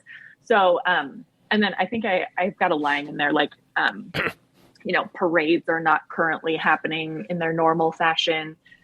And characters, you can like interact with them, but you can't hug them right now. So just a quick one sheet so that people can like at a glance know exactly what the latest guidelines are. So you saying something just kind of gave me an idea. So sorry if this is a little left field, but being a mom of younger kids, how do you feel about the new socially distant meet and greets with characters? Are you fans of those? Are you wishing that the kids could go hug them again? How do you feel, and how do your boys feel about that? I think it's better than nothing. So I'm happy that they are doing it in this way. And I do think it's fun to interact with the characters in the way that they're doing it right now. And like more people can, have some time with them because you're all sort of like grouped around. But I do totally miss the one-on-one character stuff just because, like I said, I have such good memories of my boys just running up and like hugging Pluto and Mickey and going to Mickey's house, and walking through the room and then meeting him at the end. I am really looking forward to when we can do that again one day. I'm hoping that they do some type of a hybrid because I really enjoy, we went with one of our exchange students a couple years ago and he got to meet a lot of the characters, and those interactions were wonderful because there was obviously like a little bit of conversation. There was some pictures like together, like that was amazing. And I'm sure for people with small children, like those are priceless memories. But for me as an adult who's seen characters before, I really enjoy being able to kind of walk by and get a picture kind of off to the side without somebody else being in the picture with them or whatever, like I'm photo bombing or like another family's photo bombing my photo or something like that, and I feel like people get, you could be walking by and you see a character, you could take a couple pictures and keep going, and you don't have to like wait in line for a long time, or sometimes PhotoPass photographers are doing a great job, but they seem sometimes, if you're in a hurry or trying to get somewhere, that you're like, come on, how many more pictures are you going to take with this family? You know, it's great for that family and for you when you get there, but it's always hard when you're standing in line trying to get somewhere. But I hope they, like I said, I hope they do something that's balanced with it, because I think that there's a place for both types of character interactions. And I hope that Disney sees that there are some people that really enjoy this, but for the kids and the people who want those interactions, those should also be available. There is something magical seeing like a character take a small child's hand and like walk down Main Street or skip around Fantasyland or, you know, those types of things. I'm with you, Lyndsey. I want like that kind of stuff to come back, but I also see where tags come from. I like the idea of not having because I just always feel bad that kids have to be patient when they're super excited to go meet their character, that they have to like wait in this line and like not just like geek out about it. So I always just am amazed at the kids patiently waiting in line to go meet Mickey or whatever. I'm like, ooh, that's a lot of willpower. Good for you. Good for you, kid. Yes, definitely. One thing that I've noticed about characters at Disney World, I feel like they do a lot of a better job with character dining. I mean, Disneyland obviously has some good character dining, but Disney World just has like tons of places to choose from. And I think those are a good secret weapon for like getting some good character interaction because they come around, well, you know, pre-COVID, they would come around to your table and kind of chat with you for a little bit, and you could really there would be multiple characters walking around. So I think that's a good way that, especially if you have little kids, like you could get a lot of characters in a short amount of time without having to wait in line. And so Disneyland has brought back their character dining, but obviously it's just a little more distant. So that can always be a good option too, if you don't want to, you know, wait in line and do all that. Well, the difference with the dining too, with characters, like you said, that there's a bunch of characters, so everybody's at different tables, so it doesn't seem like you have to wait as long. Plus, you're distracted by like eating and stuff, so you have to eat anyway. So the fact that there's not a character at your table right now gives you an opportunity to eat, and it's still like productive time. I know that there are people who listen, and there's some weekly tiers that we've talked to that really want to make 100. You know, they want 110% out of the park every day, and they want to, you know, every moment needs to be accounted for, and something needs to be happening. So that seems to be a good opportunity to kind of fill in those time things like that, and you're not standing in a line or something. Yep. So what's to kind of piggyback off what Teresa said, so what's an example of something that's in your dining guide that you have available? Did you know that I've just been staring at her picture of the Matterhorn macaron? I have been too. It's sitting to the left of my Zoom window, and I'm like, that looks so good. I just finished eating, so I'm like, oh, that'd be a good dessert. I was seriously sitting here thinking, why did we not pick one of those up on our last trip? I forgot. They're a really inexpensive treat. There's a tip in and of itself, the cover photo for this dining guide. There you go. That's why I picked it, because it looks like you can just like reach out and grab it. Mm-hmm. So this one came about because I get some clients once in a while who like have already, you know, booked a trip a long time ago, or they just prefer to book on their own, but they wanted help figuring out dining reservations. And, I'm always happy to help as much as I can, but ConciEARs, we kind of, you know, you have to be a client to get like all of our full planning and guides and everything. So it doesn't cost you anything to book through ConciEARs. We just, you know, we do it at no charge, but then once you're our client, then we can, you know, share and help you plan your trip more. So I just wanted something that I could give to these people who were planning on their own and just wanted some advice on dining. So I put together this dining guide. It's got a couple different things in there. There's one that's just about like advanced dining reservations for table service restaurants. I've got, you know, like the tips and tricks for getting into the hard restaurants, like Blue Bayou. I'm looking at you. And then my top 10 favorite table service restaurants in the parks, and like a must try item on each menu. And then I've got one that's just about like the fast casual restaurants, the quick service places, where you can mobile order your food. So I've got like a little section in there about how to mobile order. And then just my favorite kind of a more extended version of my favorite places to eat in each land, so that, no matter where you are, there's something good to try. Disneyland does a pretty good job on food, but there are some places where I'm like, I just blew my money on this and it wasn't even that great. So I just want people to put their money toward the best possible option. Well, yeah, That makes especially total if you have a sense. family. Yeah. Mm-hmm. I was going to say, do you have kind of tips in there for families and maybe families of picky eaters, kind of where they should kind of steer towards when it comes to meal times? Yes, got some of that. And also tips on good snacks to pack and bring with you. Because a lot of people don't know that you can bring in your own food and drinks. So, it can be tricky if you're staying in a hotel, but a lot of times people will Amazon Fresh a delivery of some snacks or some bottled water to their hotel. You can do that too. So I've got just some ideas in there of good kid-friendly snacks. I like to pack lollipops to give the kids when you're waiting in line, when they start getting antsy. A lollipop will really calm them down.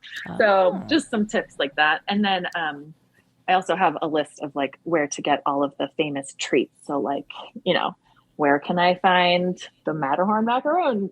I will tell you where to find all that good stuff. Chimichangas, corn on the cob, the stuff that's not quite as, well known. The stuff that isn't a churro, and you can find, you can almost fall into a churro cart if you. Or popcorn.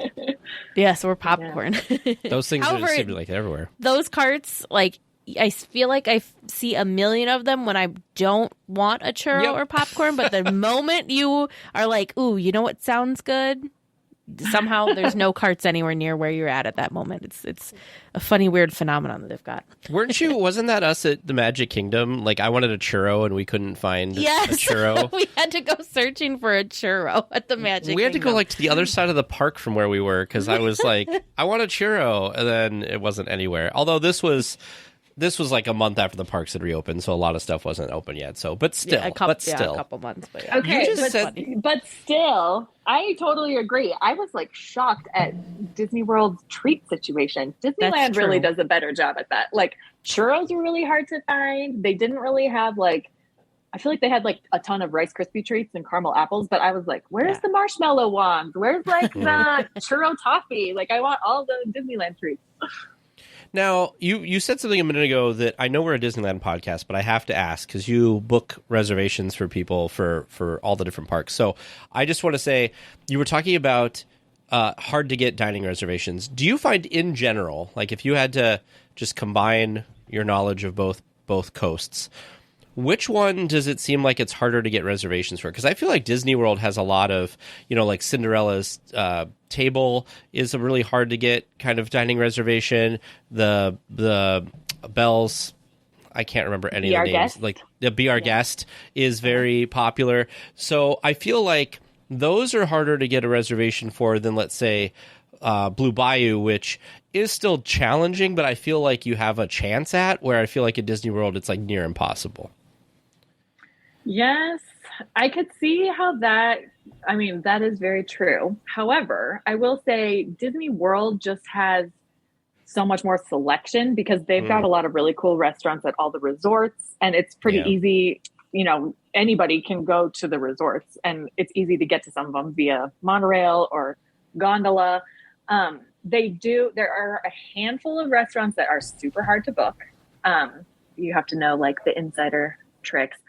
But I will say, especially since Disneyland reopened post-COVID, it has just felt really hard getting reservations there in general, just because they just don't have as much to choose from. And Disneyland, it's kind of smaller, more compact, so the restaurants aren't as big. There's not as many tables. So right now, Disneyland is definitely harder.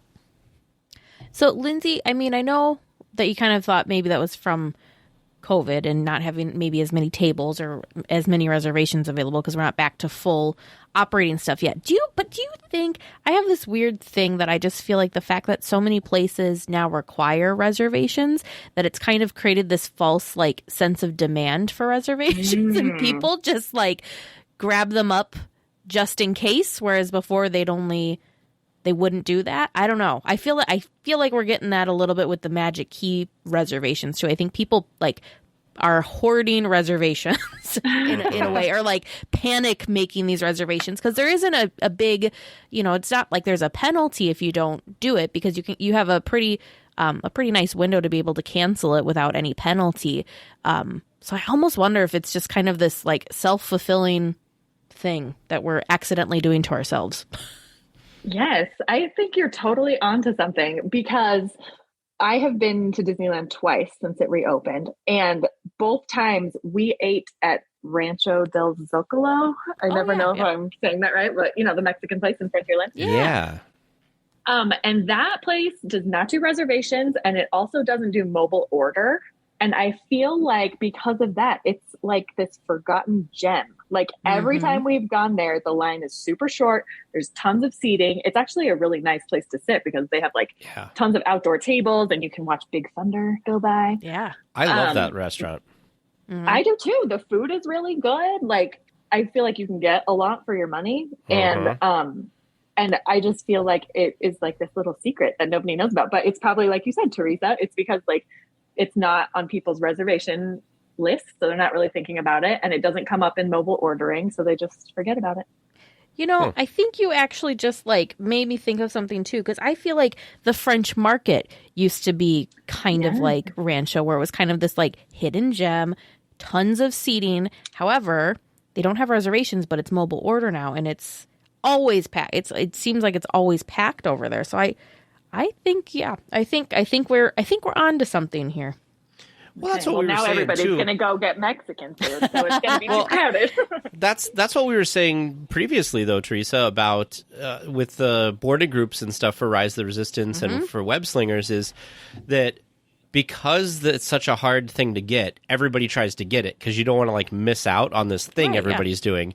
But then if you take away that, it's not as popular. So, Disney World, Rise is still very popular. It is a great attraction. But we saw with Web Slingers, they got rid of the boarding groups, and it seems like, or they offer standby, and it just seems like it's not as big of a problem, because it's not that hot ticket thing. It's like, oh, we have the option. We can do that later, or we can head over whenever. We don't have to, try to get in there. I'm also wondering, of the people with boarding groups and stuff, because those things don't have a penalty if you don't show up, I'm wondering how many people get a boarding group and don't show up. What the thing, because you do it as an option, because you're like, well, we might want to do it, so we have to request it.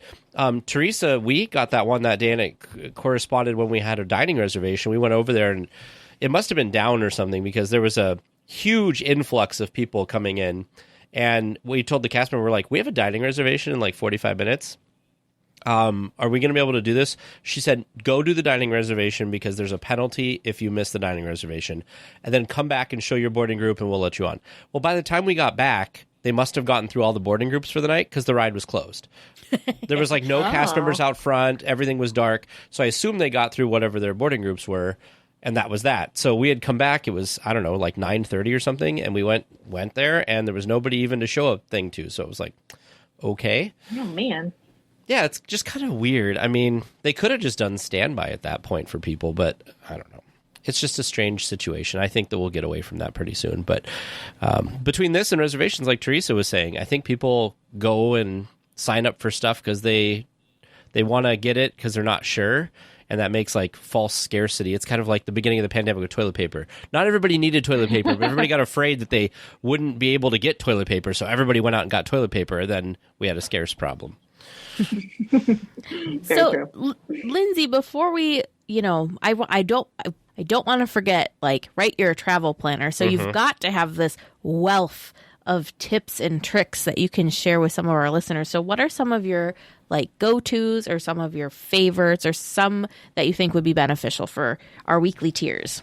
Mornings are key, as early as you can get. Of course, being there for rope drop has always been everyone's goal, but right now more than ever, I think it's really important to do, because until Genie starts at Disneyland, which is the new fast pass replacement, basically, all the rides are standby pretty much, except for the virtual queue ones. And so morning time is quiet. You can walk right onto a lot of rides your first couple of hours, and you don't have to deal with, longer lines and things like that.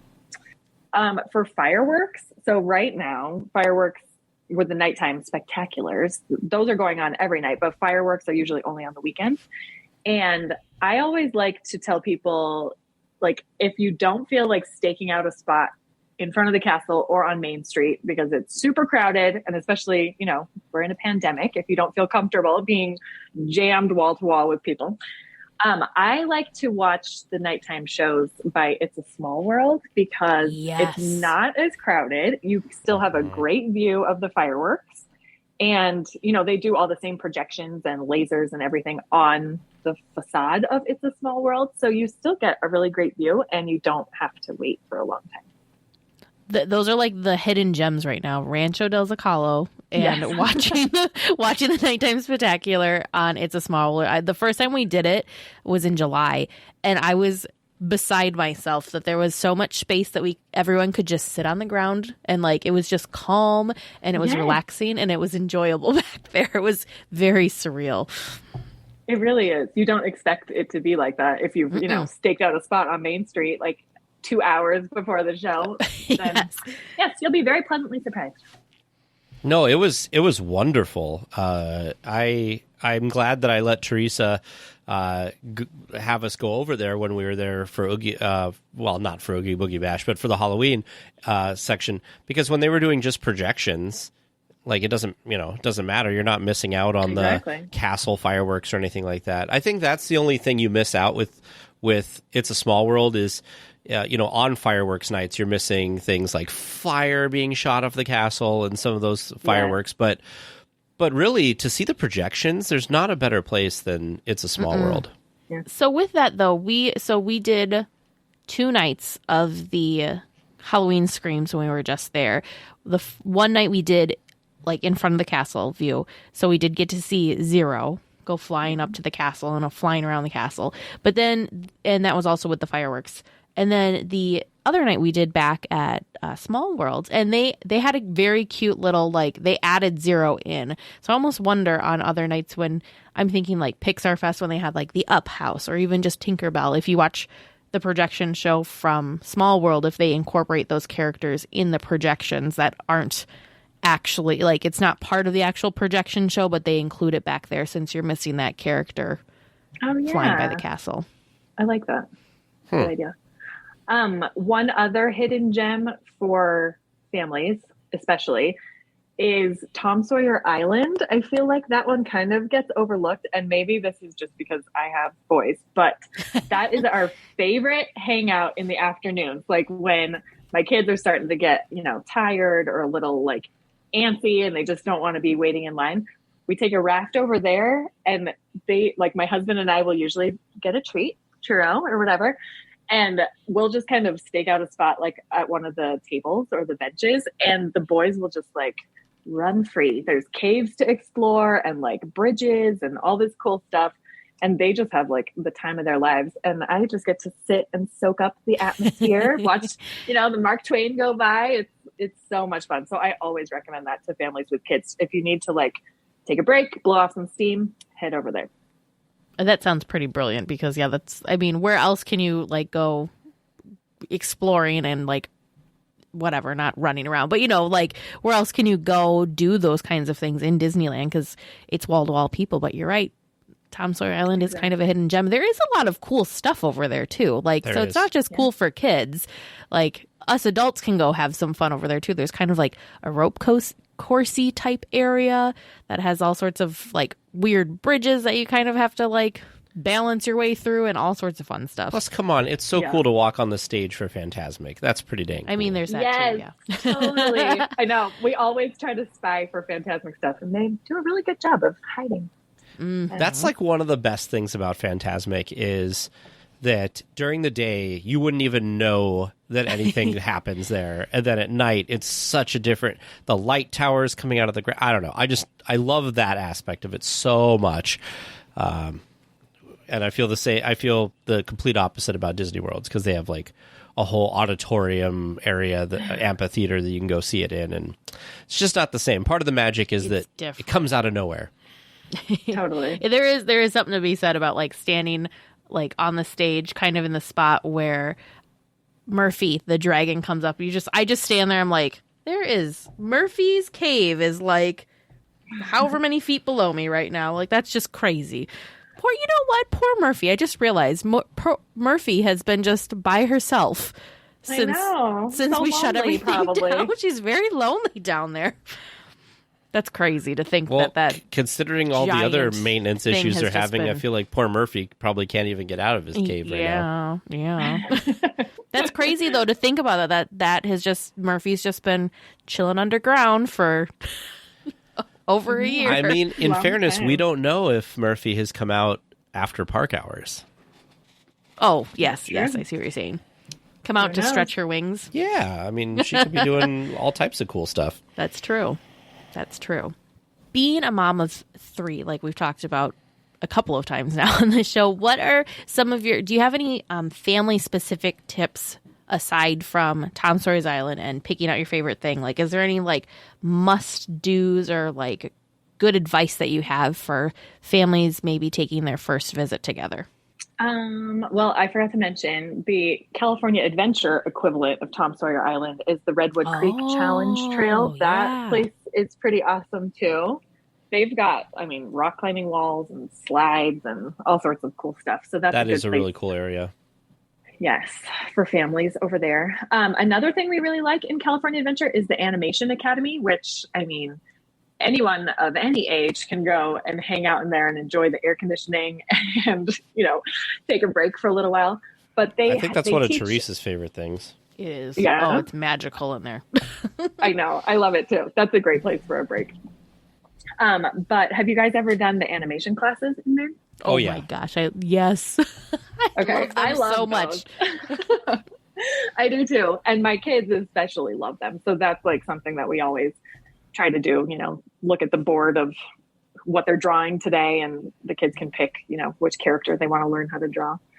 Honestly, it's such a gem and just something so unexpected for a theme park. Never would I go to like Universal or where SeaWorld or I don't know, wherever else and think, oh, I wonder if I can learn how to draw here. Like it's so Disney. I just love it so much. And they make it so accessible. I feel like everybody does a fairly okay job drawing things. It's true. And then you get a really cool free souvenir to take home. Exactly. So that's a fun one. And then also, I just always say, bring snacks, bring water. You can also get free water from just about any of the fast casual restaurants. Just, try to keep your kids fed and entertained, and your day will go a lot better. How do you, as a travel planner, feel about the Genie program? Oh, like, do I think it's infringing on my business? It could be, you can take that question however you want. You can take it as a business thing, or you can take it as just what you think of the potential for it. I am cautiously optimistic about it because, as we have learned about other Disney tech things in the past, sometimes it doesn't always work like it's supposed to. I've been eagerly reading up on how it's working at Disney World because I think it does have a lot of good potential. I think especially the free version, I can't wait to play around with that, where you can, say, show me all the princess things, and it'll kind of give you a plan for your day, highlighting, the princess stuff or the villain stuff or the pirates or whatever. The paid version basically, is like a max pass upgrade, sort of, or downgrade, depending on how you want to look at it. I'm curious to see how it will affect crowds and stuff. As a travel planner, I think this is something, a way for me to really help my clients even more is to explain how Disney Genie works, help them decide if it's going to be worth it for them, because it is kind of expensive if you are adding it for your whole group, for your whole trip. But depending on your group and your goals, it can be a really great thing. So I'm excited to kind of put it to work and see if it can help my clients, or if, I can explain different hacks and ways to use it better. I like that. Cautiously optimistic. That's a good, I feel like that's probably where we're sitting too. Like, we're hopeful, but we're also not sure. and I think the way you're looking at it is good, because I feel like with all of the technology, mobile ordering, reservations, all of these things, there are tips and tricks to better utilize it. It seems, Disney will present this stuff and this technology as, oh, it's so easy. You just go in and do this and that, and everything's magical, and you've got this fairy godmother that's just going to make your day beautiful. And then you get in there. Even things like boarding groups, you're like, okay, so I've got to go in, and especially at the beginning, they've made it better now, but you had to go in, you had to create your group, you had to do all this extra stuff, you had to be there right at 7. There's a lot of things that, if you don't know, we saw multiple people, Teresa and I did, at Disneyland that didn't realize that they had to have a reservation, and they were at the ticket booths going, breaks my heart. What do you mean I'm here and can't go in the park? Oh, I need a reservation? Like, it was never like that before. So I think looking at it that way, that even though this might take some of the planning out of your hands, to be able to utilize it to its fullest extent, I think you'll need like a guiding hand, especially the first couple times you use it. So I think that'll be where your expertise will come in with that. Plus, being a seasoned planner, you can look at what the Genie program is offering you and know, is that really the best way to do it for the day, or is it not? Exactly. I know. That's one thing I've thought a lot about. It's like, Disney is still the one creating this. Like, just as right now when you look at the app and they show the wait times and they're not always completely accurate. Like, I have some conspiracy theories about why that is. And so I feel like Disney Genie will kind of be the same thing. Like, is it really optimizing your day the best? I don't know. We'll see. Well, it depends on from whose lens. Is it, is it the best for Yes. you, or is it the best for the park, or is it the best for, whatever? One question I do have, though, because I think that sometimes this stuff gets overwhelming and complicated, and we live this stuff, right? We understand what mobile order is. We understand park reservations, all that stuff. How is it for you being a travel planner? And I'm sure you help people plan some of their first vacations to Disney parks, or maybe they haven't been for quite some time. How is that? Is that kind of an obstacle for you, or how does that conversation go when you're trying to kind of teach them the Disney language and how your day is going to operate and all the different tools that you'll need? Yes. Well, while Tage was talking about, how complicated things are now, I was thinking that's something we talk about a lot. It's that Disneyland isn't just like on a whim, I think I'll head over to Disneyland. For a lot of families, there's a lot of planning and things you need to know these days to have like a successful day. So that is, I work with clients who range everything from they've never been to Disneyland before and they think like Harry Potter is there, which, spoiler alert, he's at Universal Studios. Totally okay if you didn't know that. I mean, you guys know it, but ranging to people who have like been past annual pass holders and know the ropes really well, but they're like, oh, post-COVID, I'm nervous. I just want to like talk through this a little bit. Or there's people who are just busy and they're like, all right, Lyndsey, what I like. This is what I want to happen. Just set it up for me. And then we can geek out together right before their trip and make sure that they, know the latest treats and whatever. But I am always happy to, whatever level the client is at, I will work with them to get them up to speed on like the bare minimum of things they need to know. And then from there, if they're interested, we can get a little deeper into Disney baseball. But I try to, keep up on all the news, and I love listening to you guys because you make it so easy to keep up on the latest updates. But, I'm the one who's like combing Instagram and Pinterest and reading up on all the latest from the Disney Parks blog and all of that. And I think that's really where a lot of our value as concierges lie, is that, we're saving people a ton of time. You don't have to spend the hours doing the research. I'm doing this already. And then I can just tell you like what you need to know for your trip.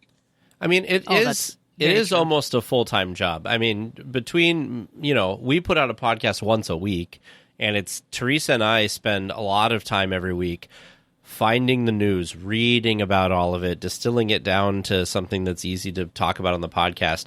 And you've got families that are there all the time. So for you, it's you're doing a lot of work too. You're doing dining reservations and, for Disney before Genie and everything, you guys were doing Max Pass reservations, all these different things. And so, the good thing about your job is you get to hear directly from your clients that were in the park that something has changed or something is different or whatever.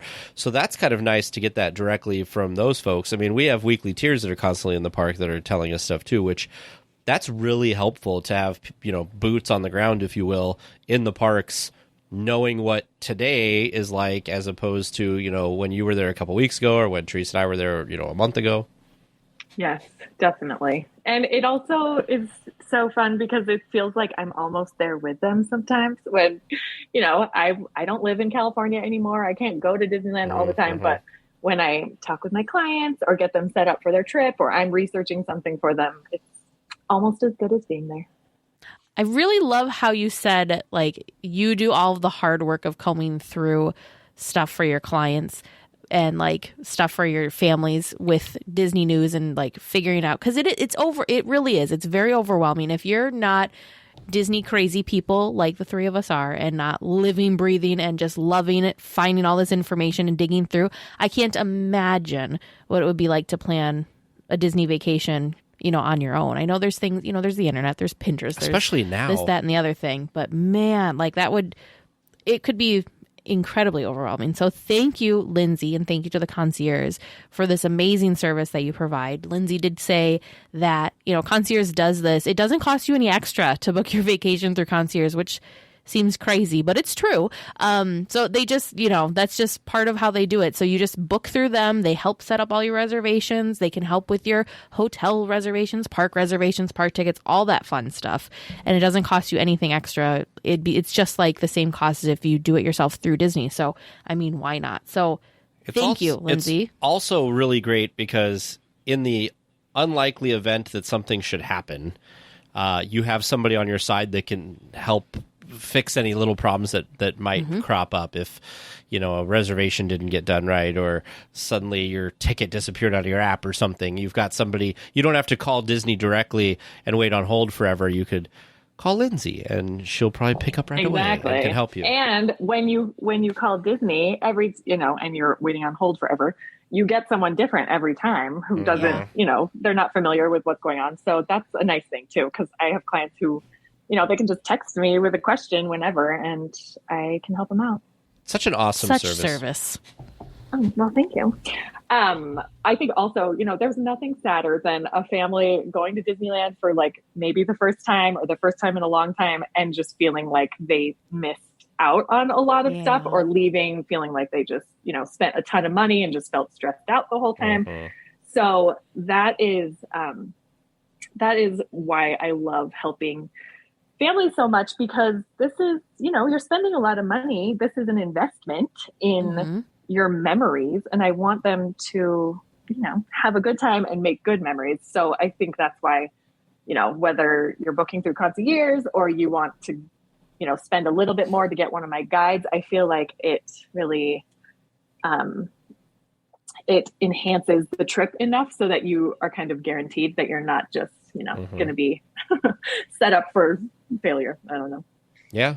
The more knowledge you can get going into it, the more successful you're going to be. And like we've said, I think everybody listening has probably picked up that it's not like it was before. You can't just show up at the gate and buy a ticket in most cases and get in and go eat at the Blue Bayou or whatever. You can't just roll on up to Disneyland and have your perfect day.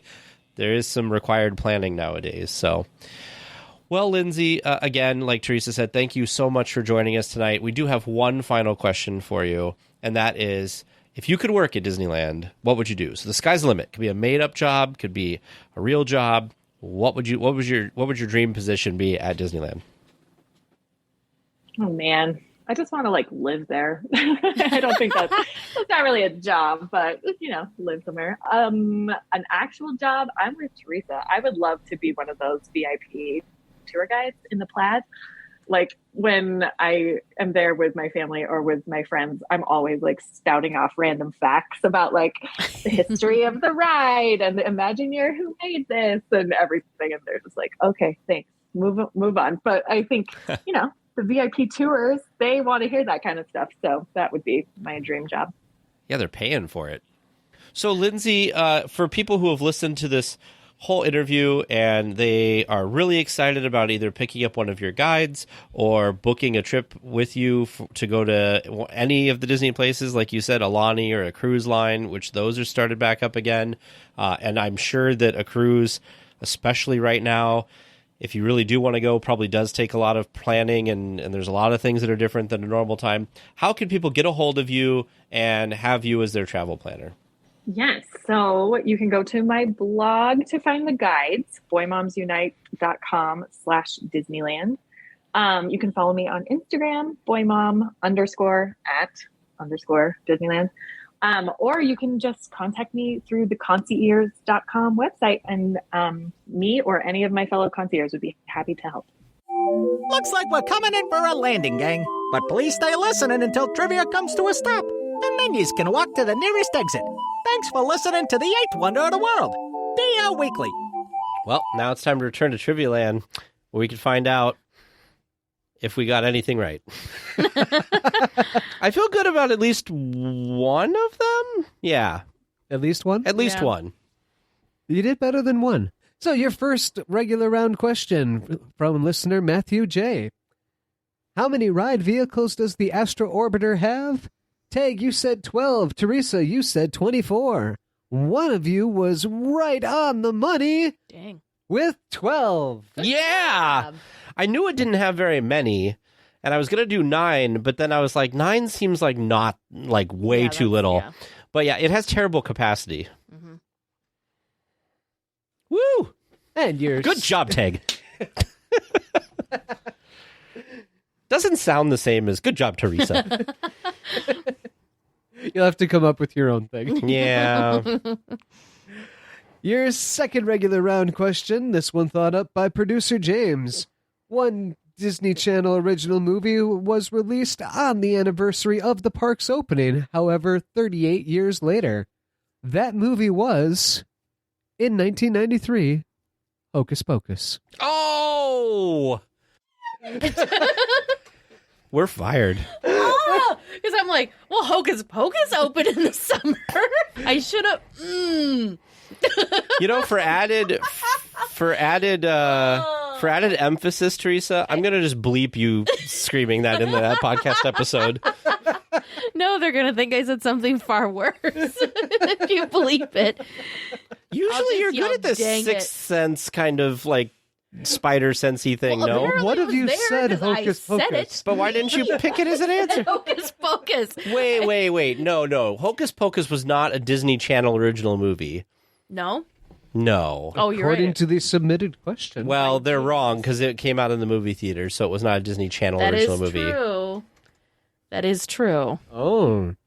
That is true. We're going to have to talk to the person that submitted this question. Perhaps we're going to, maybe we need to do a James? A different Hold on. Are you going to yell at him right now? Hold on. We're gonna go to the source. This will be funny.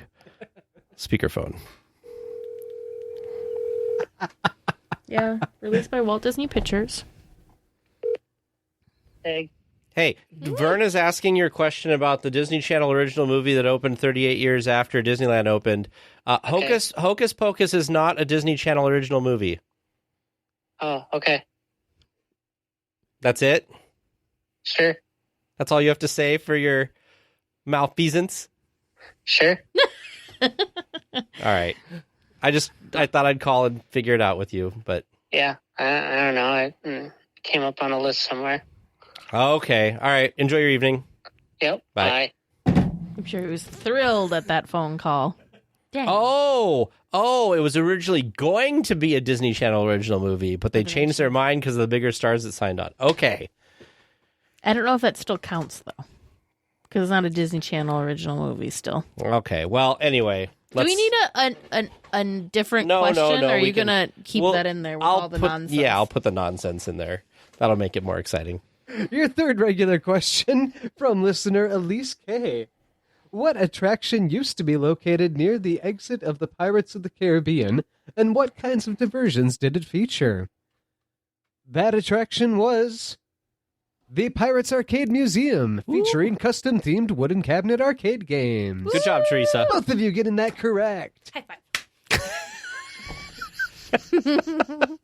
I love how this has become a thing. Do you know why it became a thing? Because I would do something I thought I did really good, and you were like distracted. So I was like, "Good job, Teresa." So I'm a bad friend and podcast host who was ignoring no, your you just get good. distracted easily is all. Okay. I think that's both of our problems. Well, for sure, yeah. And your fourth regular question from listener Whitney N. What techniques did X and Buddy do to add an otherworldly effect to the Grim Grinning Ghost score in the Graveyard Showstopper? Your guess was they used a theremin.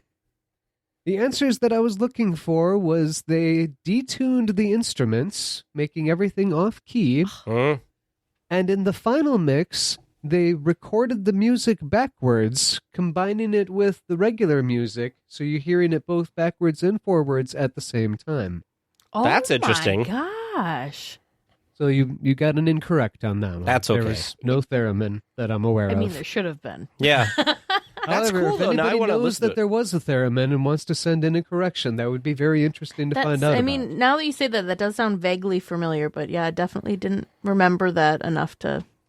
That makes sense with the off key because there are sections in that section where it does sound like it's a little off. Makes sense, Yeah, though. the music doesn't sound That's great. super interesting with the whole recorded it and played it back, like the backwards and forwards thing too. That's crazy. Yeah. That's cool though. And your bonus question tonight from listener Liberty M. What is the largest single-themed land in Disney Parks history? The answer to that? Star Wars Galaxy's Edge, spanning Good job, more Teresa. than 14 acres. Dang. And for those that need a translation, an acre is a football field, or the entire inside area of a standard track. Galaxy's 14 of Coincidentally, is where those. they put the football fields. Yes, but I didn't play football. There's not always a but I ran track. track. There's not always a track with a football field. When I was running the track, I didn't notice the football field. I Well, was yeah, on the I track. You can also fit a soccer field inside a track. You can. Uh-huh. So, anyway, that's your answers for tonight. Listeners, how did you do listening at home? How do you feel about how Tag and Teresa did? Do you think you've got some great questions that can really stump them in the future? If you've got that perfect question you've been dying to submit, feel free to do so at trivia@dlweekly.net. Well, we will be back next week with more Disneyland news and information. Until then, go out and enjoy the parks. Please remain seated until the podcast comes to a complete stop and the doors have opened. Then collect your belongings, watch your head, and step carefully from the episode. On behalf of all of our crew, thanks for traveling with us. And we hope you have a happy and memorable visit here at DL Weekly.